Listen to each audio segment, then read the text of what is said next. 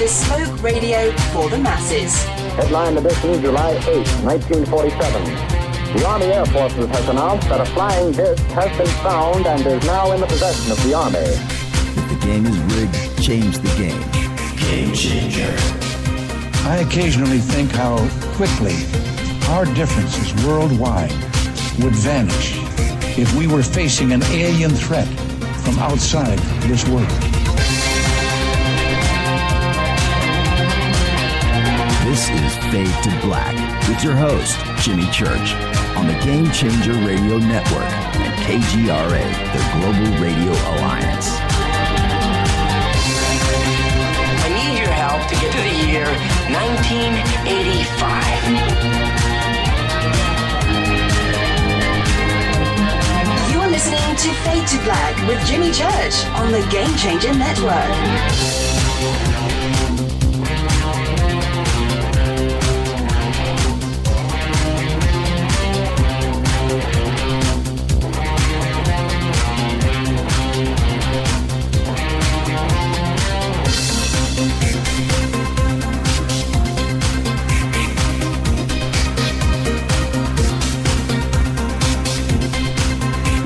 Yeah. All right, settle down. I'm here. Fade to Black. Bespoke radio for the masses. Today's Tuesday, November 22nd. 327 days into the new year. Just 39 days left. I'd like to welcome everybody listening all around the world, all across the United States.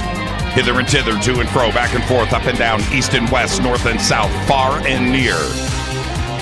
This is Fade to Black. For KJCR, the Game Changer Network, and KGRA, the Planet. I'm your so humble host, Jimmy Church. Oh, man. Yeah. Tonight, I'm going to do a little tribute to William Bill Cooper. Yes, I am. Tomorrow night is going to be another Fader night, but it is a special event with John Rappaport and his No More Fake Newsroom live. John is going to be co-hosting with me tomorrow night. He's going to be taking your calls. We're going to do his Living in the Matrix live. Open lines all night long. You've never had a chance to talk to John, right? Tomorrow night is it. Very special Thanksgiving night tomorrow night. Thursday night, we're taking the day off. Yes, we are. And Friday. And Saturday. And Sunday. Rita is not here with me underground in the bunker. She is at home prepping Thanksgiving dinner. She's on her way back home, I should say. She just stopped by the bunker and brought me Allison's recipe. That's right. Cornbread. And hot with butter. And I got to tell you, I just posted a picture. That's why I was late getting on the air, because the door busted open here at like 3 minutes till. And there they were, man, on the plate with butter on top. And I just posted a picture. I was like, man, before I destroy these, I need to take a picture and get it out there. So there you go. That's Allison's recipe. So then I did the cardinal sin, man. The number one rule that you don't break in broadcasting. You don't eat on the air. I can't turn this down. So popped it in my mouth and the thing just washed it down with some River Moon coffee. All right. Let's go. Let's get this show cracking. Tonight, I have wanted to do this for a long time. More on this in just a bit. Of course, it will be our show tonight. But William Bill Cooper. And he hasn't been with us for a long time. More on that, too, in just a bit. But, and his legacy and what he has left us, right? So we're going to go through all of that. I've spent a lot of time breaking things down, and I'll get to all of that in just a bit. I'm calling this the good, the bad, and the ugly. All right. Follow us on Twitter at JChurchRadio. That's what you want to do, at JChurchRadio. Facebook, YouTube, everything is Fade to Black, Jimmy Church Radio, whatever. Go figure it out yourself. You can do it. I have faith in you. You can email throughout the show tonight, Jimmy at jimmychurchradio.com. Allison just said thank you. No, Allison, thank you. All right. Thank you. Emma Frosted says she's doing Fade to Black blend iced coffee. I did that the other day myself. Emma, it was a life-changing event when I did that. Man, it was like our last hot day, I think. It was just hot outside and I was working and it's like, man, I'm just going to do iced. And it was epic. No doubt. Emma, good call. All right. Man, I'm looking at Twitter, jaw-dropping claims made by William Cooper and behold a pale horse. Yeah, you know what? I'm going to say this really quick. Behold the pale horse. Behold a pale horse. The first time that I read it, I thought this shouldn't be legal. That was the first thing that I thought, because it went in, and there were so many names that were in there. And also, you got to remember something about that book. That was pre-internet. In that, going and researching those names and stuff, you had to go down to the city friggin' library and go to town.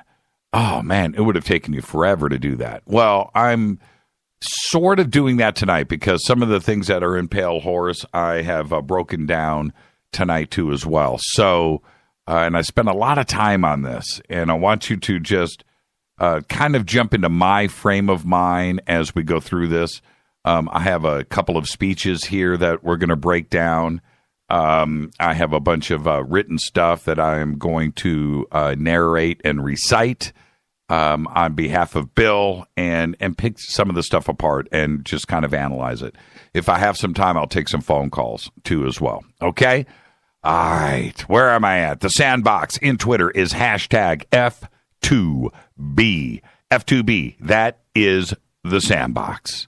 All right. All right. Hold on a minute here. What's it say, Tammy? Thank God, Allison, because my grandma's recipe, according to Jimmy, was un-American. Oh, say what? What? It doesn't even make any sense.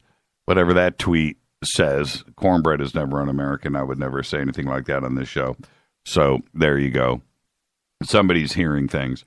But this cornbread is American. Tell you that right now. My goodness. Oh, it's I can't eat this on the air.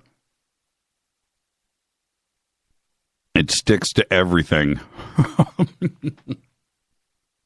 My lips, the roof of my mouth, my throat. Oh my God, that is like, that is heaven. Oh, thank goodness I have some coffee here. Okay, let's get the show cracking. It's a big night tonight. Any questions or comments during the show, just use hashtag F2BQ. Please go visit all of our sponsors.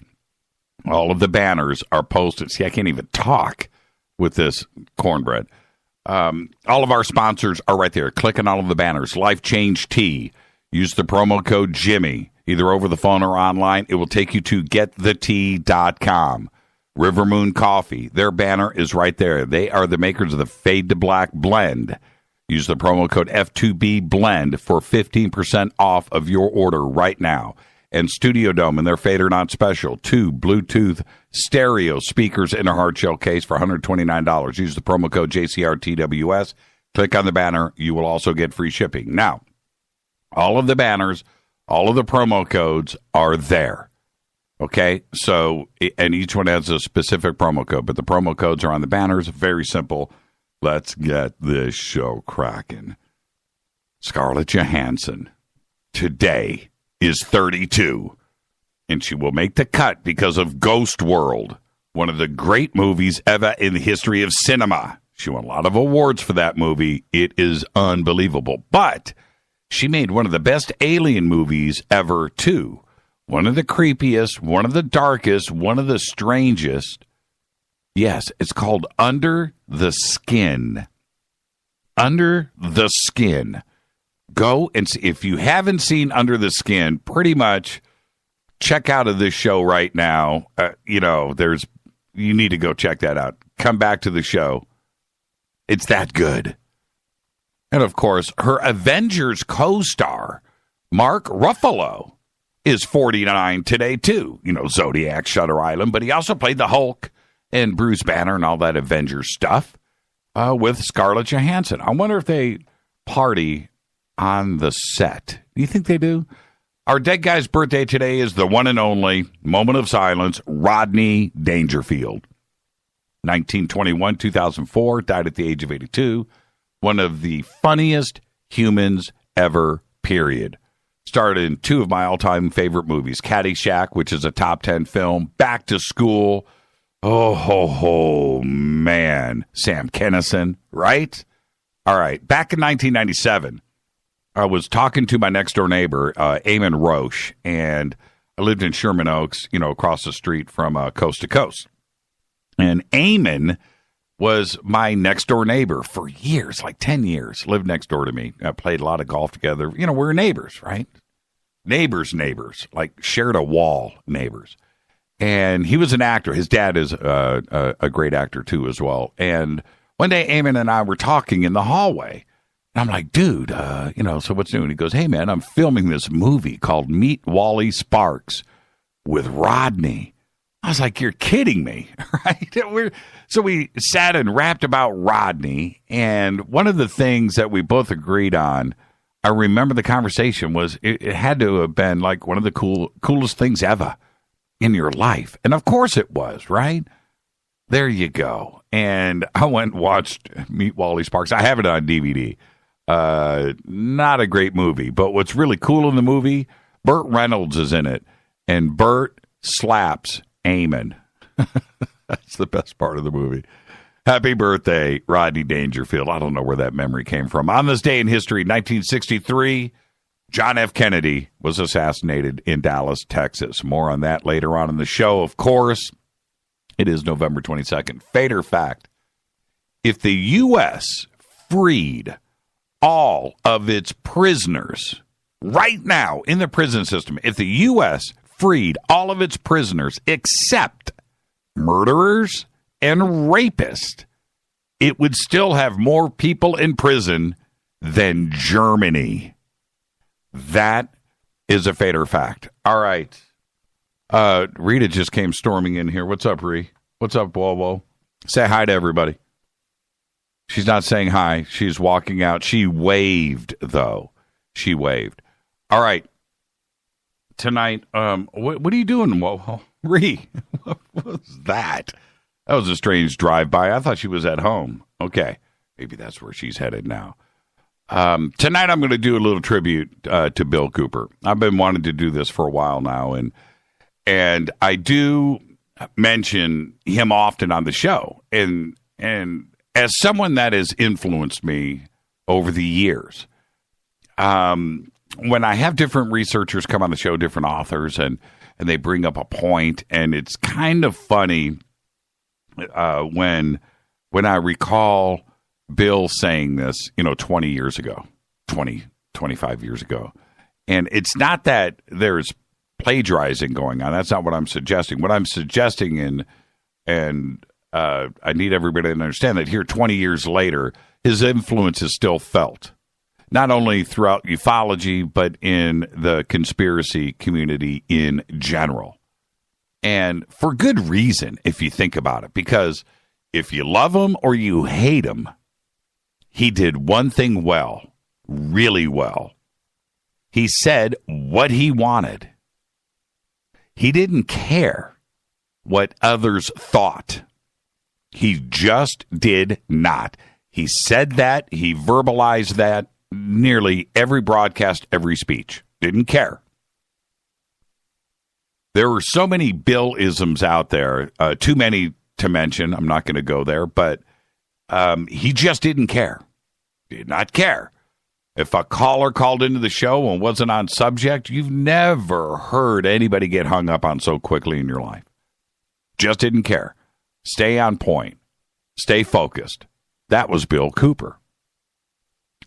He not only said what he wanted and didn't care what others thought about him, and he was certainly way, way out there at times.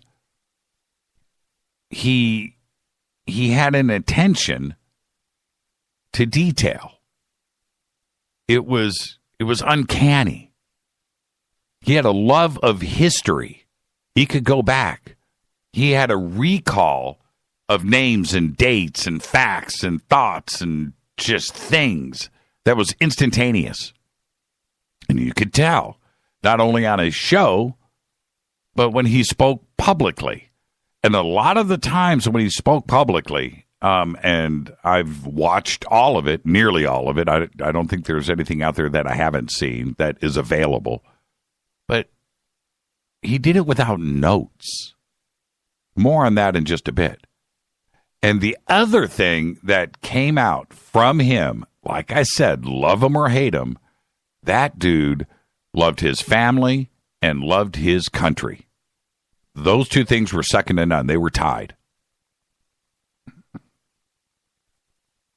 When you heard him, and I'm being serious about this for a second, when you heard him speak about his family, you remember when he would bring his daughter in the studio, right? How amazing was that? And you would see this other side of him that you just didn't think was there, right? How could this big, hard, angry guy be like this? And then you just realize he was just one of us. Except he had a message and he wanted to stay on point and he wanted us to do the same. He wanted us. I have, over the years, I have listened to nearly every broadcast and speech. I studied them. Studied. And when I say studied, I mean studied. Stop, replay, play online, stop it, replay. If you ever get the chance, the next time we're out in public and you see Rita, go up to her, ask her how many evenings, which was in the hundreds, by the way, that she had to endure listening to Cooper. Ask her. The same speeches, the same shows, over and over again. Why? Well, for me, it was a study of his command of the audience because it was frightening. He was good. He was really, really good. I don't know where he learned how to give such effective presentations.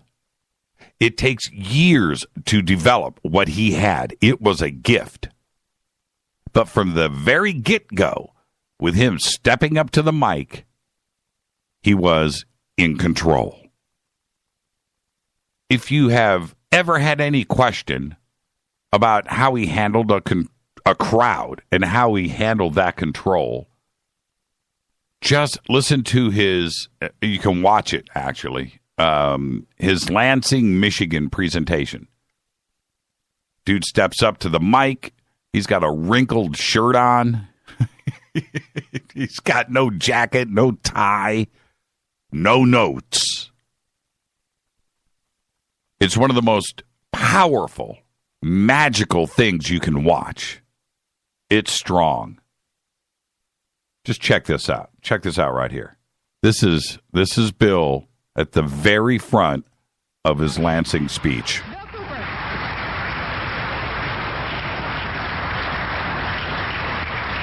Thank you, Connie.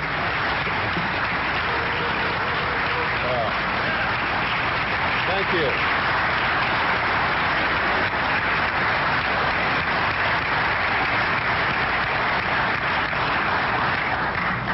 Well, you sure know how to make me feel very humble. Thank you so much. I think one of the biggest misconceptions in this country is what this country is all about, who founded it, for what purpose, and most specifically, what it is that we're all looking for. I'm going to try to clarify some of those, and in doing it, as always happens, someone's going to be angry with my definition of some of these things. I've traveled all over the country. I've talked to probably hundreds of thousands of people individually over a lot of years. I broadcast a radio show that brings me thousands of letters every week.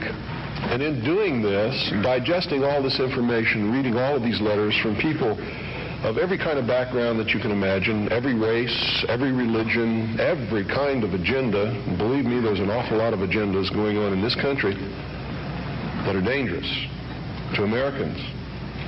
Being promoted by people who claim to be Americans, who claim to be patriots, and who claim to be doing the best for this country, including those who want to destroy it and bring about a one-world totalitarian socialist government. They sincerely believe in their heart they're doing the right thing for humankind. You see, nobody gets up in the morning and sets out to do evil. Nobody consciously does that. I've never met any person in my entire life who said, I'm evil, I'm going to do evil things, I like to do evil things, I want to do evil things. They don't exist. In my knowledge, even if we do something wrong and we know we're doing something wrong, don't we attempt to rationalize it in our own mind and to our friends to justify what we're doing? So I believe it's a great fallacy to set out to brand those whom we disagree with as being evil people. The result of their actions we may perceive to be evil. We may perceive it to be bad. But I guarantee you those people don't see it that way. And when we present ourselves to them in that light, we're good and they're evil, do you think we have a chance of getting them to listen to us? Not on your life. It's not going to happen. So I think we have to change the way we talk.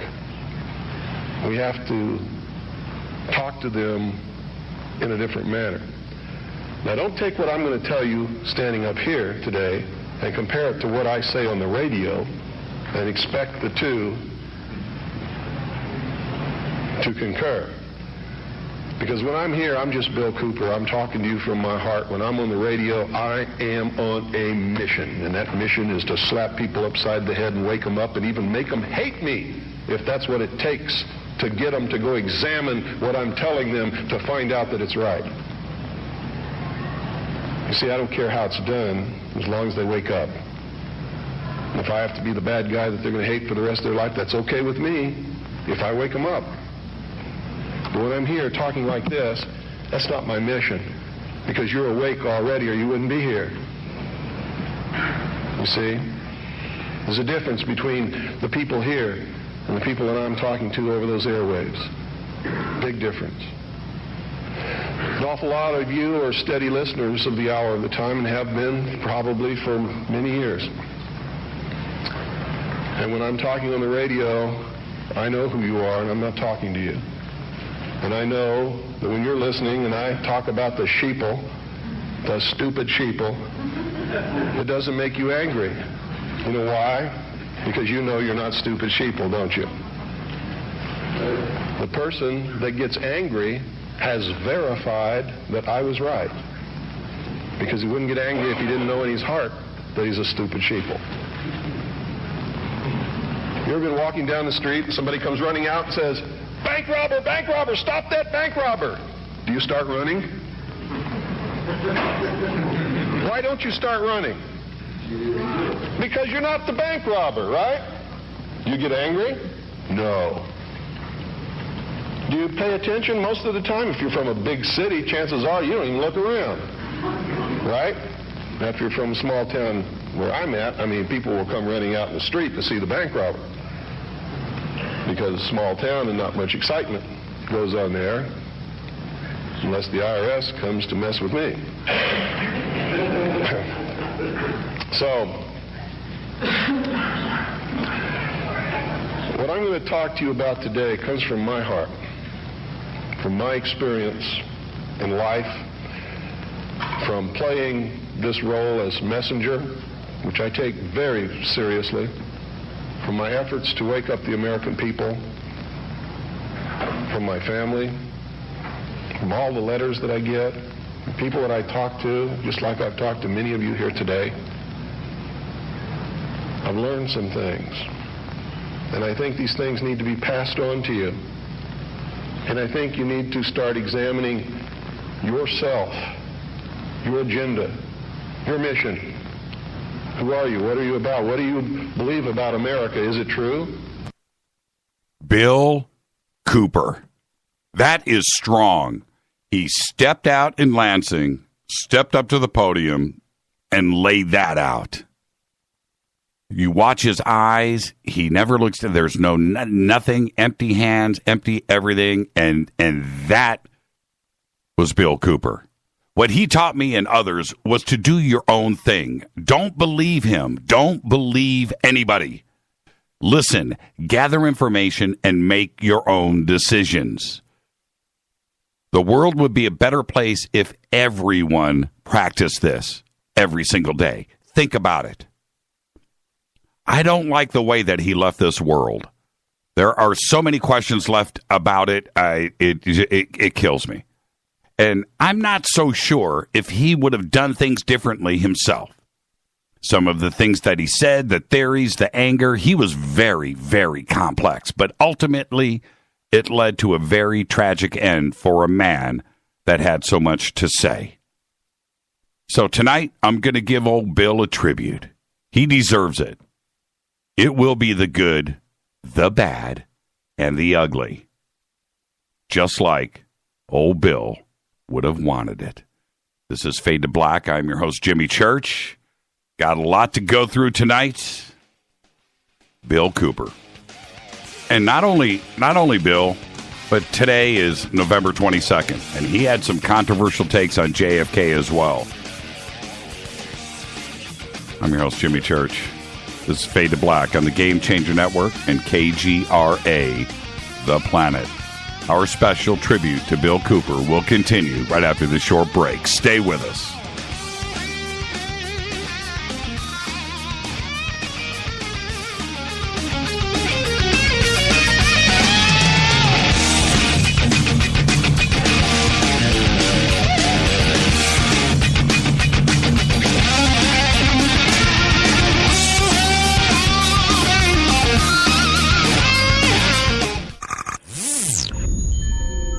You're listening to Jimmy Church, Fade to Black.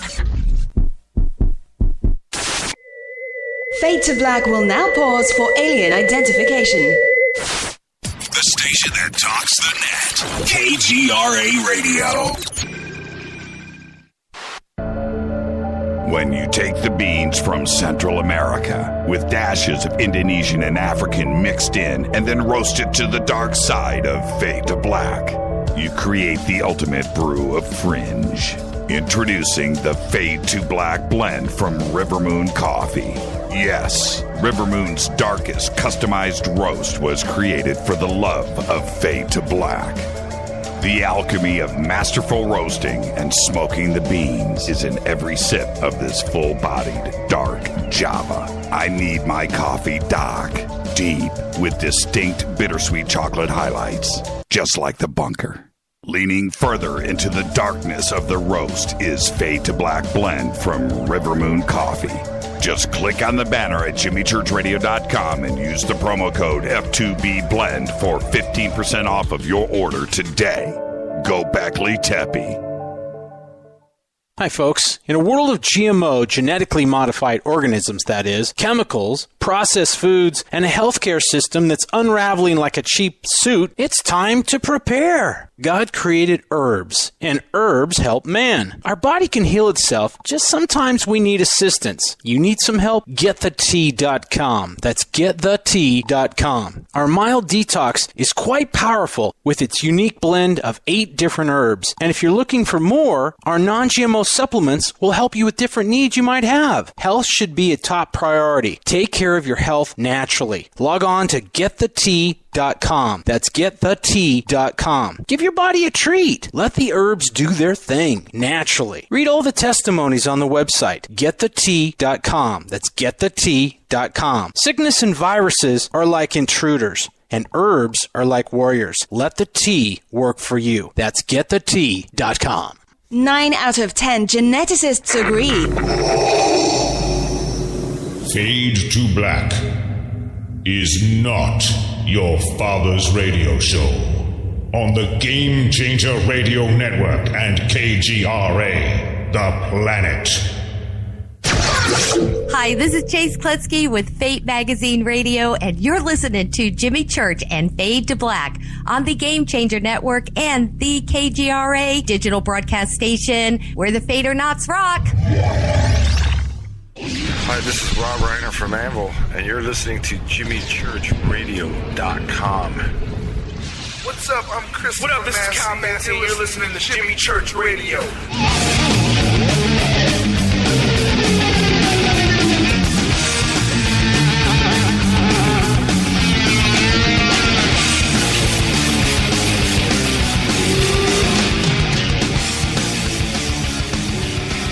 Welcome back.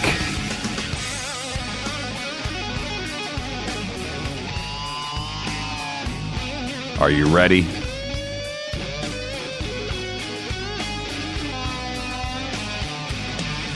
I originally wrote this piece as a research paper. It was first delivered at the MUFON Symposium on July 2nd, 1989 in Las Vegas, Nevada. Most of this knowledge comes directly from or as a result of my own research into the top secret magic material, which I saw and read between the years 1970 and 1973 as a member of the intelligence briefing team of the Commander-in-Chief of the Pacific Fleet. Since some of this information was derived from sources that I cannot divulge for obvious reasons, and from published sources which I cannot vouch for, this must be termed a hypothesis.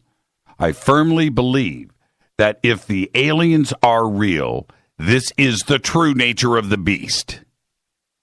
It is the only scenario that answers all of the questions and places the various fundamental mysteries in an arena that makes sense. It is the only explanation which shows the chronology of the events and demonstrates that the chronologies, when assembled, match perfectly. The bulk of this I believe to be true. If the material that I viewed in the Navy is authentic, as for the rest, I don't know. And that is why this paper must be termed a hypothesis. Most historic and current available evidence supports this hypothesis. During the years that followed World War II, the government of the United States was confronted with a series of events that were to change beyond prediction its future, and with it, the future of humanity. These events were so incredible that they defied belief.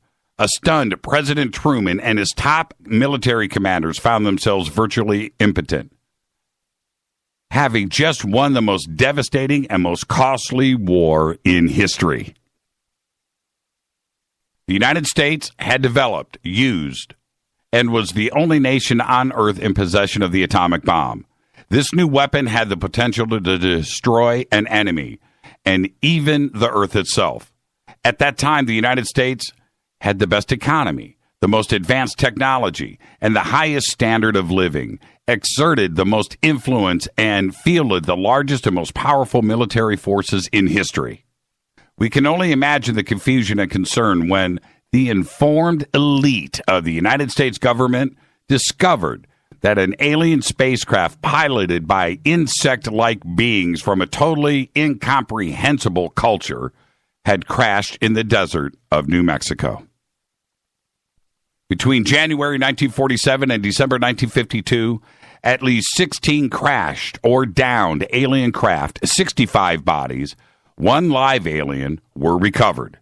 An additional alien craft had exploded, and nothing was recovered from that incident. Of these events, 13 occurred within the borders of the United States, not including the craft that was disintegrated in the air. Of these 13, one was in Arizona, 11 were in New Mexico, and one was in Nevada. Sightings of UFOs were so numerous that serious investigation and debunking of each report became impossible, utilizing the existence of intelligence assets. An alien craft was found on February 13th, 1948 on a mesa in Aztec, New Mexico. Another craft was located on March 25th, 1948 in White Sands Proving Ground. It was 100 feet in diameter. A total of 17 alien bodies were recovered from those two crafts. Of even greater significance was the discovery of a large number of human body parts stored within both of these vehicles. A demon had reared its head, and paranoia quickly took hold of everyone in the know. The secret lid immediately became a top secret lid, and the screws were right down. The security blanket was even tighter than that imposed upon the Manhattan Project. In the coming years, these events were to become the most closely guarded secrets in the history of the world. A special group of America's top scientists were organized under the name Project Sign in December 1947 to study the phenomena. The whole nasty business was contained. Project Sign evolved into Project Grudge in December 1948. A low-level collection of disinformation project named Project Blue Book was formed under Grudge. 16 volumes were to come out of Grudge. Blue teams were put together to recover the crashed disc of live aliens, and the blue teams were later to evolve into alpha teams under Project Pounce. During these early years, the United States Air Force and the Central Intelligence Agency exercised complete control over the alien secret. In fact, the CIA was formed by President Executive Order First as the Central Intelligence Group for the express purpose of dealing with the alien presence. Later, the National Security Act was passed, establishing it as the Central Intelligence Agency. The National Security Council was established to oversee the intelligence community, and especially the alien endeavor. A series of National Security Council memos and executive orders removed the CIA from the sole task of gathering foreign intelligence and slowly but thoroughly legalized direct action in the form of covert activities at home and abroad. Now, on December 9th, 1947, Truman approved issuance of NSC-4, entitled Coordination of Foreign Intelligence Information Measures, and, quote, at the urging of the Secretaries Marshall, Forrestal, Patterson, and the Director of the State Department's planning staff, George Kennan.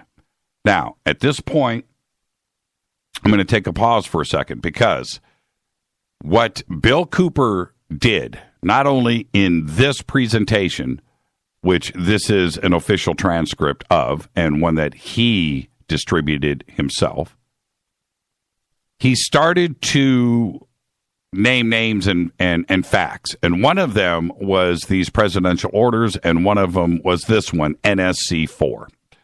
So I went and started to break this down. So I went to the source. I went to officialstate.gov/documents, which you can do and search yourself. So I went through all of his speeches and started to pull up all of these NSC numbers and documents just to see. Now, to be sure, what you need to understand, that this presentation was originally done in 1989, Las Vegas.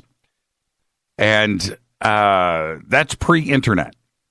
So to start to compile this kind of information, I've got 2 or 3 speeches here that I have pulled information from. Because when you start to say, you know, second session report number 94-755, and you start to drop these things, where did this information come from? Today, we have the ability, obviously, on the internet to go and search anything. And these documents that he starts to name in these presentations, I called his bluff on, and I went and searched. Yes, they all exist. Okay, that's the first thing. And what's interesting most for me is that in 1989, to get these top secret NSC memos and their amendments, is a Herculean task. I don't know how you would pull it off in 1989. I just don't know how that's possible. Most of these are labeled still top secret, even though they're released. What I'm saying is when you go and look up these documents online, like at state.gov/documents, you can go there right now, or history.state.gov. That's another site. You can go and look at, and right there at the top secret, right? And each one of these documents, and I'm not too sure, and this goes to Bill's credit, I'm not too sure how much information he had when he got these documents or who was feeding him this information, because you have to be able to go and know what you're searching for to request these. They're not, you just can't go and say, hey, I need something that says this, because somebody out there needs to go to a physical file, open up the file cabinet, go through, you can imagine trillions of papers, right? Trillions of documents. So you need to point them in a direction and give them a specific order and a number and so forth, and they can go and then pull it. They pull the document out, they scan it, or back in the old days in 1989, we're making a copy of it, folding it up, putting it in an envelope, dropping it in the mail. Today, it's all done by email, as we know, and things are scanned. But in 1989, to pull this data up like this and name names and facts with these NSC orders is amazing to me. So he starts here with NSC 4, and I present you this little clip. Thorough researchers will soon discover that not all of the wise men attended Harvard or Yale, and not all of them were chosen for Skull and Bones or Scroll and Key membership during their college years. You will be able to quickly clear up this mystery by obtaining the book The Wise Men by Walter Isaacson and Evan Thomas, Simon & Schuster, New York. And under illustration number 9 in the center of the book, you will find the caption, "Lovett with the Yale unit, above far right and on the beach." His initiation into Skull and Bones came at an airbase near Dunkirk. I have found that members were chosen on an ongoing basis by invitation based upon merit, post-college, and was not confined to only Harvard or Yale attendees. It also had something to do with how much money your family had, unless you were a military officer. A chosen few were later initiated into the Jason Society. They are all members of the Council on Foreign Relations, and at that time were known as the Eastern Establishment. This should give you a clue to the far-reaching and serious nature of these most secret college societies. The Jason Society is alive and well today, but now includes members of the Trilateral Commission as well. The Trilateralists existed secretly several years before 1973 because I saw the name of the Trilateral Commission in the documents in 1971. The name of the Trilateral Commission was taken from the alien flag known as the Trilateral Insignia. And that should give you some clue as to how much trouble you're in. Now, with that, as he brings up the Trilateral Commission and what was going on with Eisenhower back then, and the revealing of NSC 4, I went in and looked it up.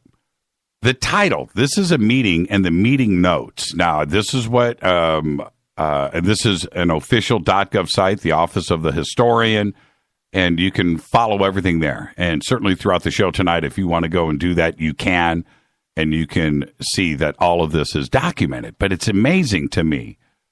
And what is here that I don't know if Cooper had access to are the actual meeting notes, right? All of the abbreviation, all of the sources, the volume history, everything is here. Everybody that was at the meeting, McGeorge Bundy, Alexis Johnson, right? General Lyman and Lenminster, General Maxwell Taylor, all at this meeting. And NSC 4 is a note on U.S. covert actions in compliance with the Foreign Relations of the United States statute to include the Foreign Relations Series comprehensive documentation on major foreign policy decisions and actions. The editors have thought to present the essential documents regarding major covert actions and intelligence activities. And you go and you read through this, and it's long, man. It is long. And one of the points that they bring out here is that all of these operations now are going to a covert status, no matter what. And later, Cooper started to bring up a couple of special groups and started to name names and got into MJ-12 and how MJ-12 was renamed and so forth. So all of this is important to note here because he didn't have the internet. He didn't have access to this. Where was he getting these NSA memos, NSC orders, and notes on the meetings themselves? Because he had information that today is readily available. Today is the time has passed and it's been released as top secret because it's out there. But it's absolutely fascinating. So he goes on to say this. Majority 12 was to survive right up to the present day. Under Eisenhower and Kennedy, it was erroneously called the 5412 Committee, or more correctly, the Special Group. In the Johnson administration, it became the 303 Committee, named after the room that they met in at the White House when they met at the White House. Because the name 5412 had been compromised in the book The Secret Government. Actually, it was not compromised. It was intentionally leaked to explain the purpose of the meeting of these men so that no one would go looking for NSC 5410 and NSC 5411. And I wish you all luck. I hope that you're able to dig it out. Now, I pulled this document up on the official. Now, you heard what he just said, okay, about the 303 committee, how it was called Special Group 5412, which was after the NSC special order 5410, 5411, 5412, 5412-1. Listen to this, and this is straight from state.gov. President Kennedy also established a special group, counterinsurgency, on January 18, 1962, when he signed NSAM number 124. The special group set up to coordinate counterinsurgency activities separate from the mechanism for implementing NSC 5412-2. And it was to confine itself to establishing broad policies aimed at preventing and resisting subversive insurgency and other forms of indirect aggression in friendly countries. In early 1966, in NSAM number 341, President Johnson assigned responsibility for the direction and coordination of counterinsurgency activities overseas to the Secretary of State, who established a senior interdepartmental group to assist in discharging these responsibilities. Then, NSAM number 303, on June 2nd, 1964, from Bundy to the Secretaries of State and Defense and the DCI, changed the name of Special Group 5412 to the 303 Committee, but did not alter its composition, functions, or responsibility. Bundy was the chairman of the 303 Committee. This is straight from the government's own website. It continues, and this is what is shocking. And this is where, when we're talking about Bill Cooper and credibility and where he's getting his information from, stuff like this today confirms. I don't know where he was getting it from. I am just reading this today. This is 2016. Let me continue. The special group and the 303 committee approved 163 covert actions during the Kennedy administration and 142 during the Johnson administration through February 1967. It's right there. And it's nearly word for word what Cooper has said. Now, for the uninitiated, listen to this.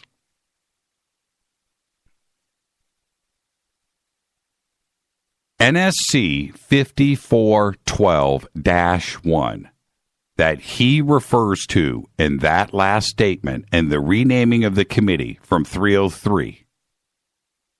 This is directly from state.gov.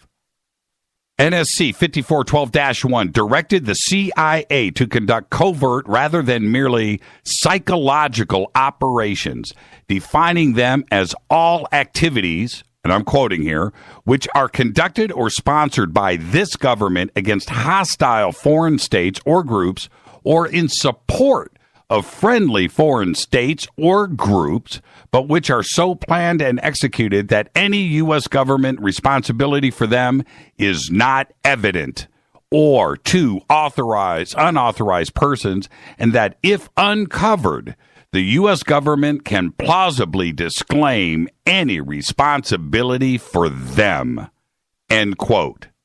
And that is straight from state.gov.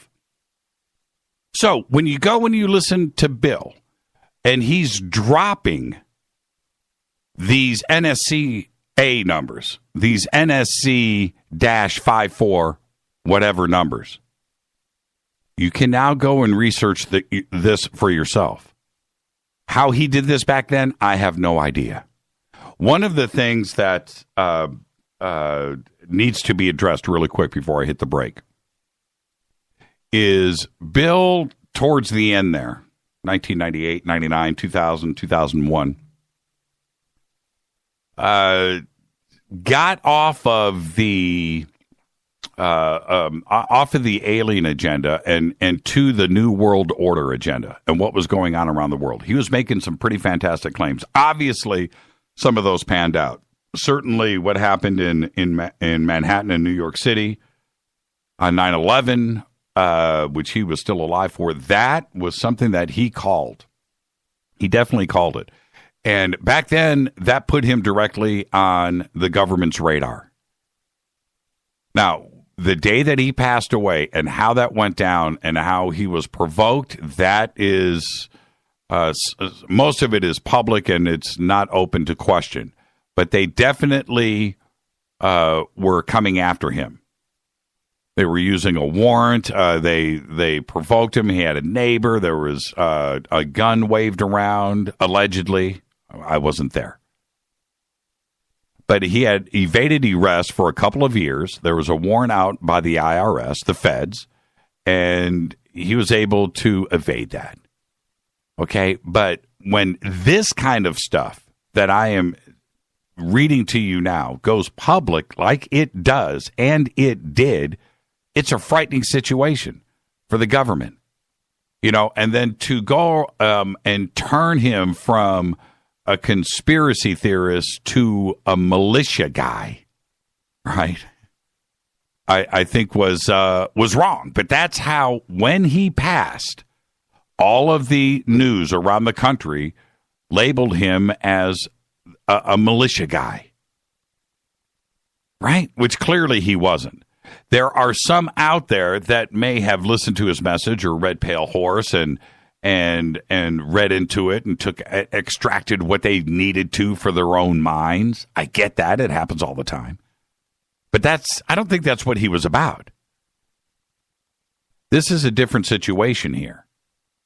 He's talking about covert activities, the New World Order, a shadow government, the Bilderbergs and the Council of Foreign Affairs and the Trilateral Commission, and who is on these steering committees to dictate world politics.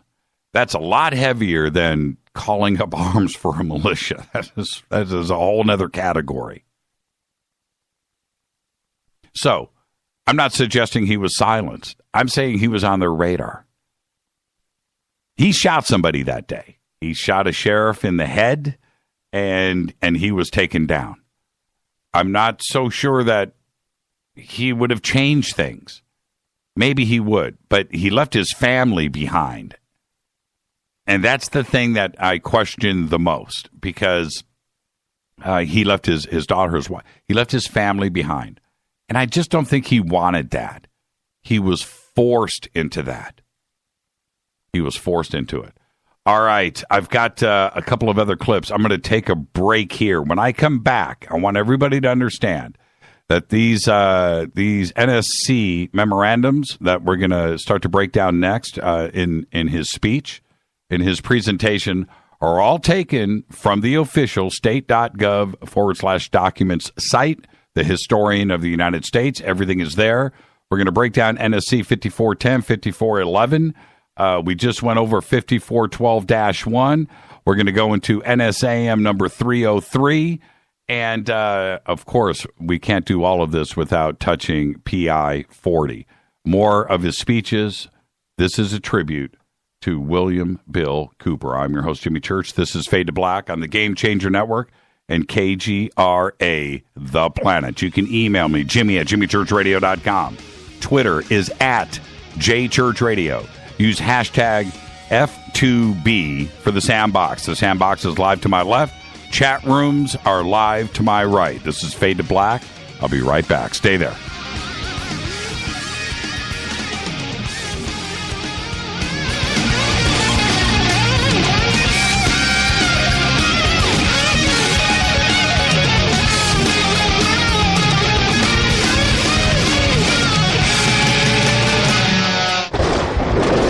This is Fade to Black with Jimmy Church on the Game Changer Radio Network and KGRA, the Global Radio Alliance. The station that talks the net. KGRA Radio.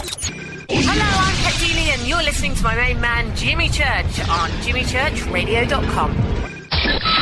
Hi, this is Ray Hobbs here, repping the planet, and you're listening to my good friend, Jimmy Church, Fade to Black, on the Game Changer Network and the KGRA digital broadcast station.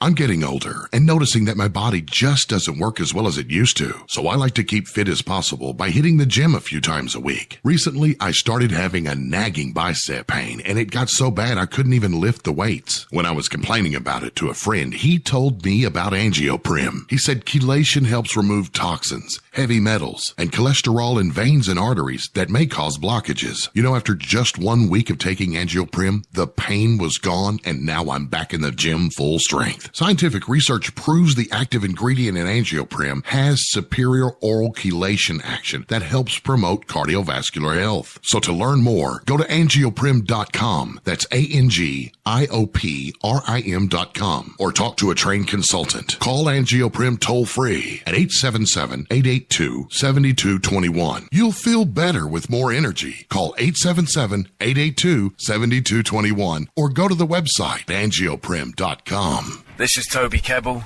You're listening to JimmyChurchRadio.com. Don't hurt me, Jimmy. I'm only little. Hey, I'm Adrian Grenier. And this is Ari Gold. We're of the Honey Brothers. Well, yes. We are of the Honey Brothers. Hey, I'm Adrian Grenier. And I'm Ari Gold. We're the Honey Brothers. And you're listening to Jimmy Church. The Revolution. What's up, Fadernauts? Studio Dome loves Fade to Black and the F2B audience so much that they have put together the ultimate stereo Bluetooth system. They've done it just for you. Man, check this out. The Studio Dome SBB2 stereo system is here. It's featuring 2 Studio Boombox 2 SBB2 wireless Bluetooth speakers, packed in its own custom hardshell case.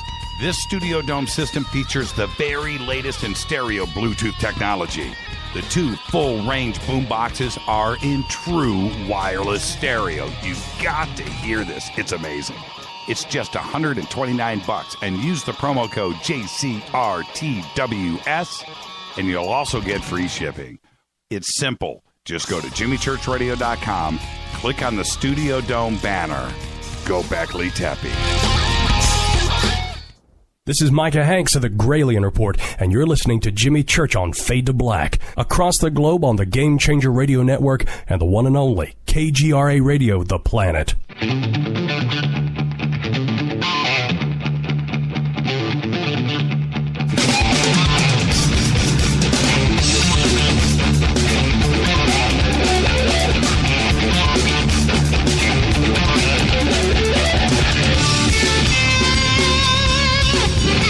All right, welcome back, Fade to Black. Doing our tribute to one William Bill Cooper. All of HOT, H-O-T-T, the hour of the time, is available and is archived and is free on the internet. You can go to Bill's website, Hour of the Time. It is all still there. And I encourage all of you to go and do it. Start in the beginning. Start at show 1 and just go through it in chronological order.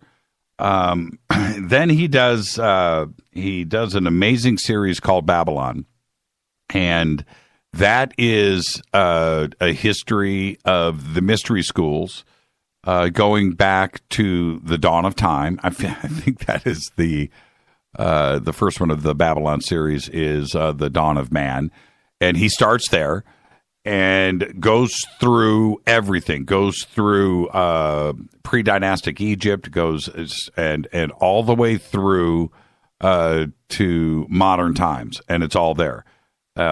Certainly, it branches off into the Illuminati. It lands, with the Bilderbergs and what's going on today. But that Babylon series, for history's sake, is some of the best. He reads directly from Jay Widener, too, as well, and he gives Jay credit for that. But to go and listen to Bill and how he presents this and presents his ideas is amazing. Now, he did cause a sensation in ufology back in 1988 when he claimed that he had seen secret documents while in the Navy. And he talks about this a lot on his show. And he tells the story, and it's also in Behold a Pale Horse, where he is on a submarine. The submarine surfaces. He goes out, and while on the submarine, they observe this large craft come out of the water. I think he says it lasted about 10 minutes. It takes off, and then later it comes back and goes back into the water. He describes the craft and what he saw. He then says, as when he was working as a liaison with the head of the Pacific Fleet, that he was in an office and he uncovered documents that had magic on it. Not majestic, but magic. And he was a clerk in the Navy, but he had a top secret clearance. And he also talks about how he got that clearance, and it had to do with when he was a kid, he was in the Boy Scout version of the Freemasons, and so he checked on his top secret clearance forms. He checked that he was a member of the Freemasons. Technically, but he wasn't. But anyway, that's how he got his top secret clearance. The documents that he saw and that he quotes, he said that the Illuminati was linked with extraterrestrials and they were secretly involved with the United States government. He accused Dwight Eisenhower of negotiating a treaty. We're going to go through that with extraterrestrials in 1954. All of these accounts that evolved, it went from one phase with him to another, right? He went through secret societies. He went through religions, magic and witchcraft and the occult, to the Illuminati and the Bilderbergs and the Knights of Columbus and the Masons and Skull and Bones. He did all of this, ultimately establishing the New World Order. And he was able to piece this all together. A lot of it was done originally in Behold a Pale Horse, but as his career and Hour of the Time evolved, he tied everything together. Now, granted, I get that. You can go back and start to pull this stuff apart and look at the Trilateral Commission or the Council of Foreign Affairs or Jason and Majestic 12 and the Illuminati and the Bilderbergs and start to look at different things and pick it apart. But nobody else did this like he did. And I need to stress, this was before the internet. The internet came later for him. in 95, 96, 97. Okay? So now, I did reach out to a few of the folks that worked with Bill Cooper and asked them to come on this show. I'm not going to say who or what, but they responded back, yes, okay, but we don't want to do another show about Bill's death. That's all anybody wants to talk about is what happened that day, what did we see, how did it go down, how gruesome it was, and we don't want to relive that anymore. It's been running the ground. And my response back was, no, I don't want to do any of that. I want to talk about what it was like to work with him. What microphone did he use? What was the studio like? The library? How did you guys research? The research that was done, and I put this very politely in an email. The research that was done for Hour of the Time in Babylon was extraordinary. Extraordinary research. You listen to Hour of the Time, and you just think to yourself, how did somebody put this stuff together day after day? It was just incredible. But I couldn't convince them that this show was going to be what it is right now, and they declined. Maybe they'll listen to this and agree to come on the show, and we'll do something else a little bit later, but they declined. There are a few people that did reach out to me over the last couple of years that knew Bill. I've talked to many people that hung out with Bill and stuff, and nobody really wants to discuss it, and I find that strange. I know people that went out with Bill at Area 51. They were there. He did a few trips out there to Area 51 to see stuff, and didn't want to come on the show. A couple of people that worked with him directly, not the few that I'm referencing right now, but others too as well, just didn't want to come on the show. And I just find that strange. And here we are so many years later. I was speaking with a researcher a couple of months ago that was at one of his, I think it was at the MUFON in Las Vegas, and was completely blown away. And at that MUFON speech, towards the end, and then I'm going to move on here. I just want to get these thoughts out. Towards the end of that famous speech, he starts to, I think he references Mars, right? I think that's where he was going. And some lady yells out from the audience, I don't want it. This is, I don't believe you, or something like that to that effect.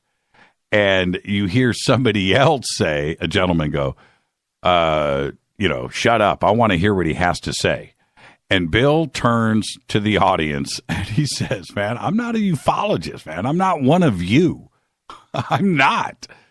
And I don't care if you believe what I have to say or not. I don't care. I've been planning on coming here and doing this presentation for a long time. And now I've done it, and now it's over, and now I'm relieved, okay? But after I leave here, you guys just take this information. This is what you do. You guys leave here with this information. I don't care if you believe me or not. And then the place erupts into applause. But it was a tense presentation. And Bill was out there speaking about things that nobody up to this point had ever heard before. All right, now with that, I want to play you this little clip right here about PI 40. And if you don't know what PI 40 is, you're going to find out right now. Actually, NSC 5412/1 was leaked to the author to hide the existence of NSC 5410. Under Nixon, Ford, and Carter, it was called the 40 Committee, and under Reagan, it became the PI 40 Committee. But over all those years, only the name changed. The positions remain the same. By 1955, it became obvious that the aliens had deceived Eisenhower and had broken the treaty. Mutilated humans, yes, mutilated humans, were being found along with mutilated animals, and yes, mutilated animals, and those of you who doubt that this is taking place should leave your job, should leave your home, should do whatever you have to do, and go look for yourself, because it's important that you know it and that you believe it.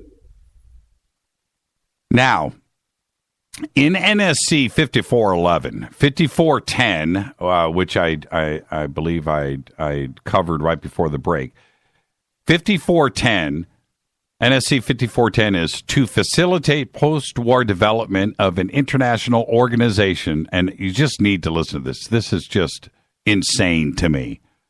To facilitate post-war development of an international organization composed of the United States and friendly nations, and ultimately a world organization, which will have sufficient power and authority to enforce a just, peaceful, and secure international order.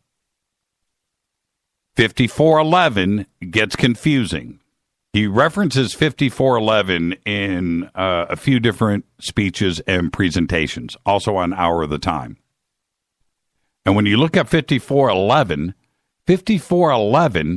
which I have read, it's long, completely through, but the summary of it is the Cold War loss of Italy to communist control would result in profound political, psychological, and military damage to the free world. Such a loss would be a clear defeat of Christian European ideology by Soviet communist ideology at the historic seat of the Roman Catholic Church, a place behind the Iron Curtain, a country whose cultural and historical influence has played a great part in the development of Western civilization. Now, 5411, that he references so many times that needed to be covered up, completely, from top to bottom, deals with Italy. Nothing to do with foreign intelligence, the New World Order, nothing secret. No, it's just all about Italy. So I am confused. Now, maybe he had another document that was NSC 5411 that stated something different, but at state.gov, 5411 deals with Italy.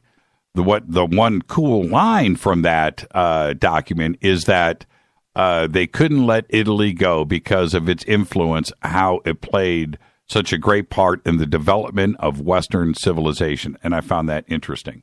Now, he goes on to talk about PI 40. PI 40 was, and this goes into ufology and hardcore ufology. PI 40, previously known as MJ 12 or Majestic 12, is a division with the U.S. shadow government's NSC Department National Security Council, which exercises policy, direction, and control of the various UFO and extraterrestrial cover-ups.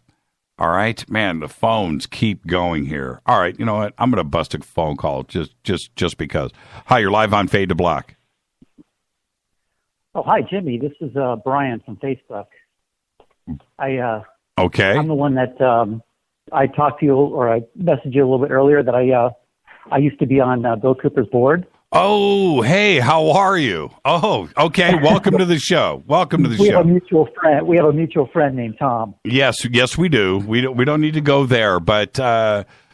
So, have you been listening to the show? I have been, and it's really fun reminiscing with you back in the day when I used to.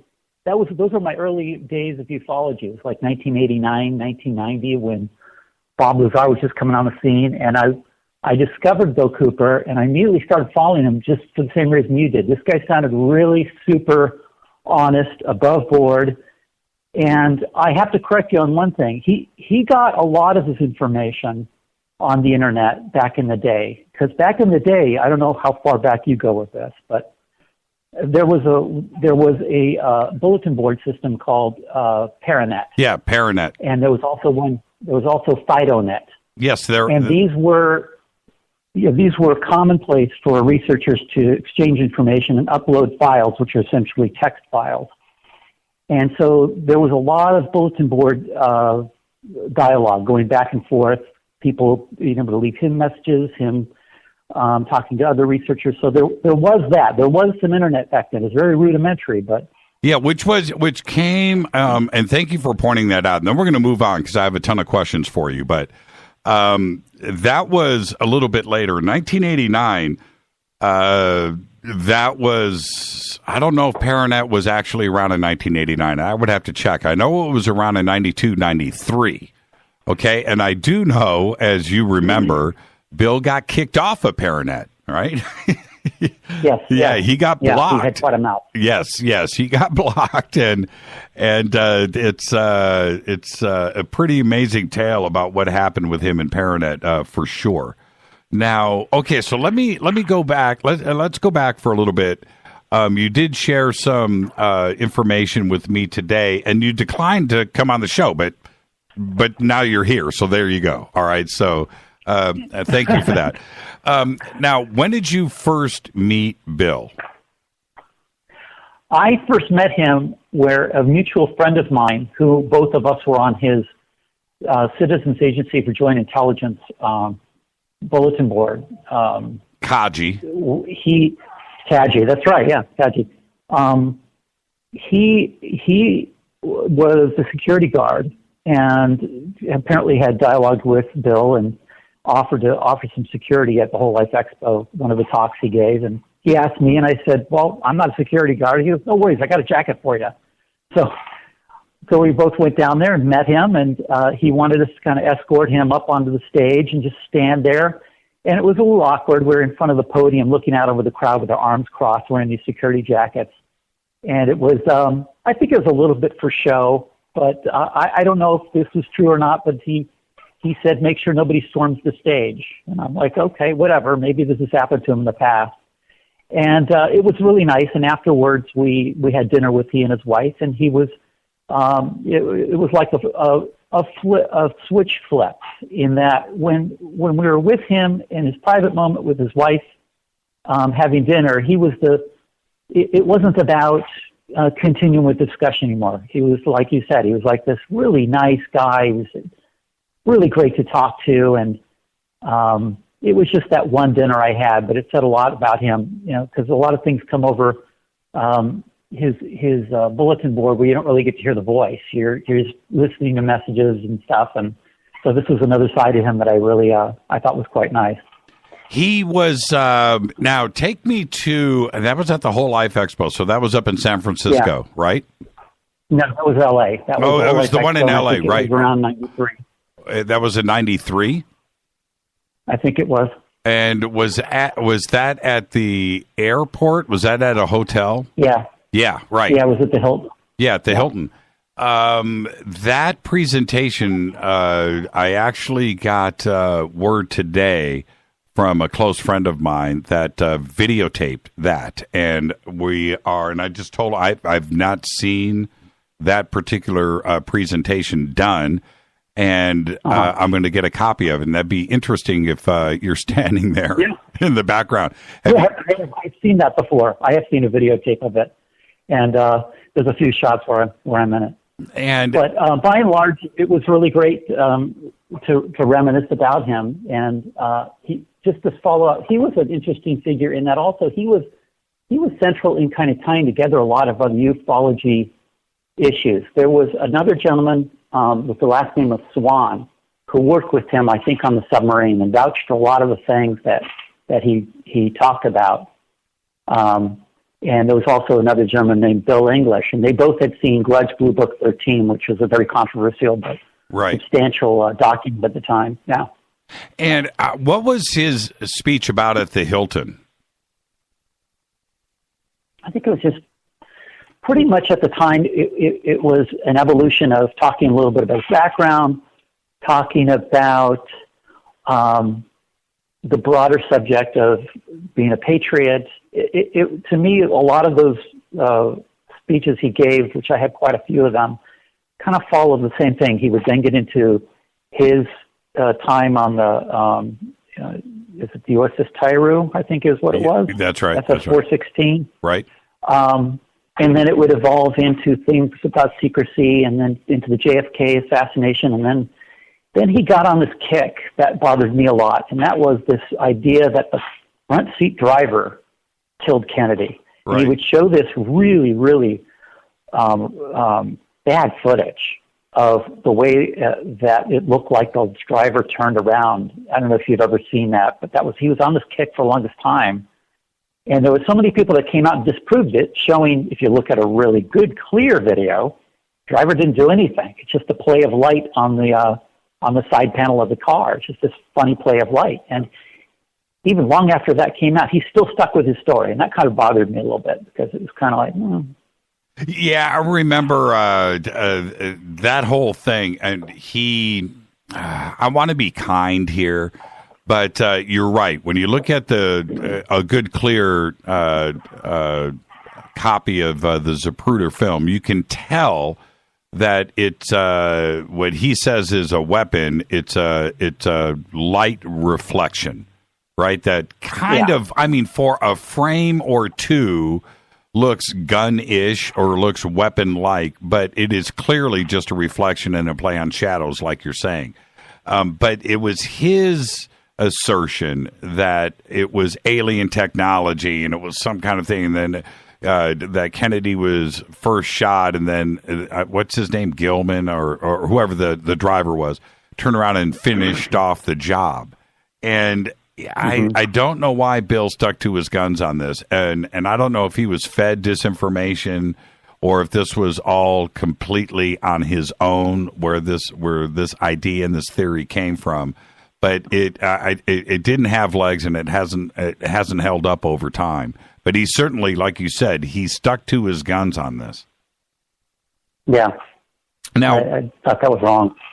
Now, the reason why I wanted to ask about his presentation in L.A. that you were a witness to, one of the things that so impresses me about Cooper is his ability to gain control of the audience, right? He was a powerful speaker. He was a powerful, powerful speaker, and he came out from the word go. He knew how to speak, right? Is that what you witnessed there at the Hilton? Was he able to just rope that audience in from the very beginning? Absolutely. And it was very telling, as you said earlier. It's very telling that he had no notes. He would just stand there, use his hands, speak very honestly and openly about what he knows. And it's just nothing you see today. Today, somebody comes up to the podium, they've got a laptop or they've got plenty of papers and documents and folders. He just wanted to get this information out. He was very knowledgeable about what he was talking about. And he was dropping so much information and wanting people to go and do their own research on it. And that was really something that was, kind of interesting for me to hear, because I was relatively new to the subject, and I thought that the researchers that were out there were always holding their own keys to the truth, and you had to always follow what they were saying. And he's like, no, you look into this stuff yourself. Don't believe me? Go look it up. And it was very true. There's so much of what he said, some of what you just revealed a little earlier, right? That you just do a little homework, and you'll find for yourself what the truth is. And that was something I admired in him.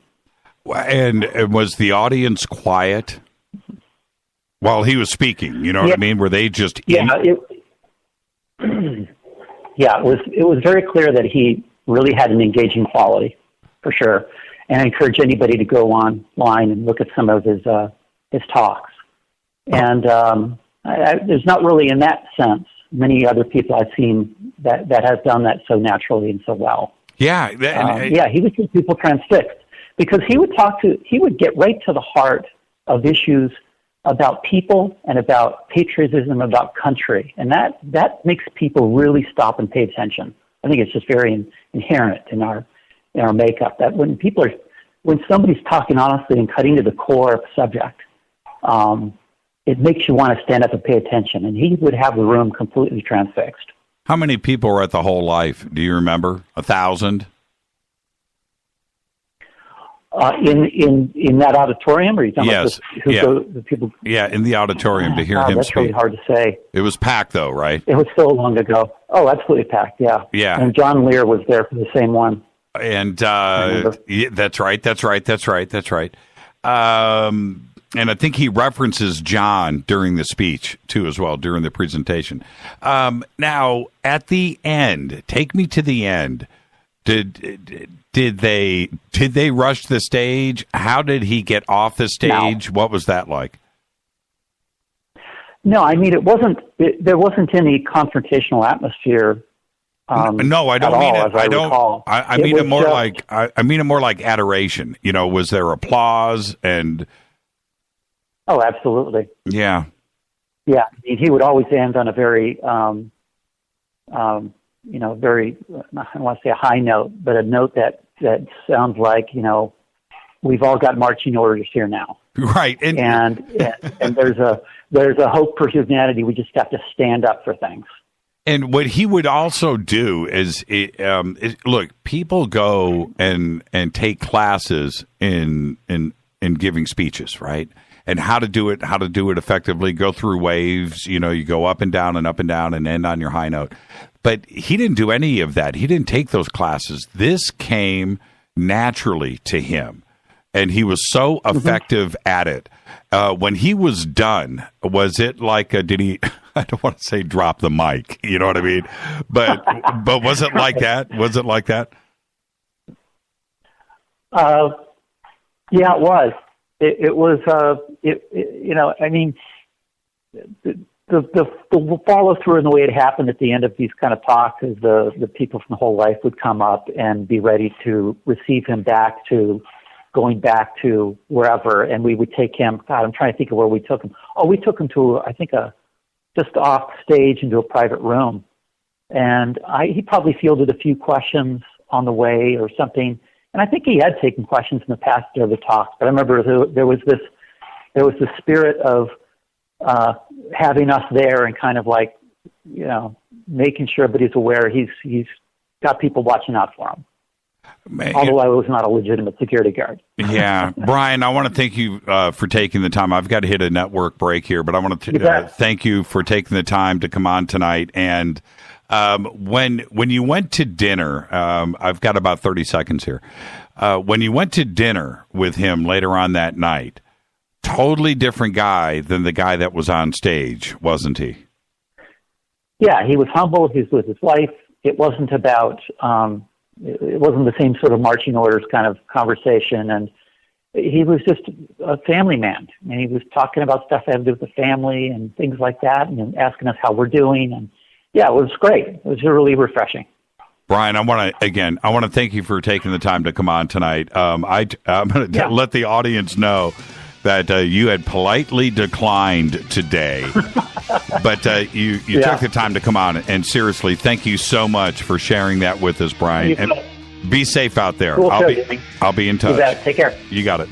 This is Fade to Black, doing our tribute to William Bill Cooper. Thank you, Brian. That was amazing. I'll be right back.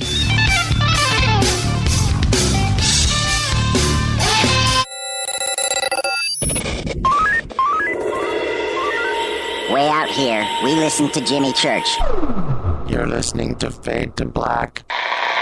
Always on the edge of the hottest alternative talk. Jimmy Church with Fade to Black. KGRARadio.com. ¿Qué tal, mis amigos? Yo soy Mario Carson, el tiburón, y los invito para que escuchen a mi buen amigo Jimmy Church Radio. ¡Claro que sí! How you doing? This is Jimmy from Zeepa, and I want to talk to you a little bit about Black Friday and Cyber Monday. All you people that like to procrastinate, the people that like to go ahead on Black Friday the night before and they camp out waiting for that great deal. Well, hello, newsflash, the deal for Zeepa is now. The deal for Zeepa is today. We do not reward procrastination. If you want a great price on a Zeepa, go to Zeepa.com and buy now. If you're going to go ahead and procrastinate, we're going to penalize you for it. What does that mean? That means the price of all the Zeepas go up on Black Friday. And you know what happens on Cyber Monday? It goes up again. This is the last opportunity that you will have to get this great price for the Zeepa. This is the time now. You wait till Black Friday, the price is going up. Because remember, sleep is priceless.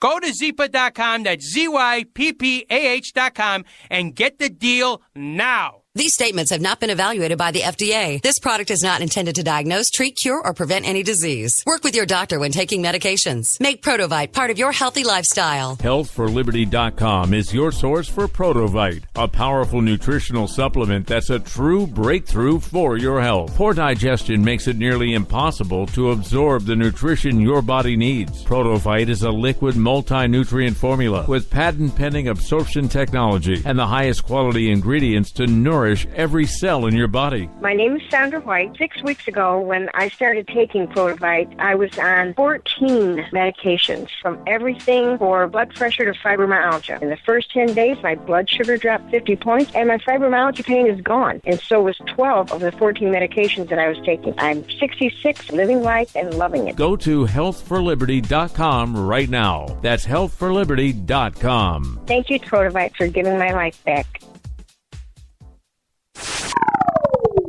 You are listening to Fade to Black with Jimmy Church on the Game Changer Network.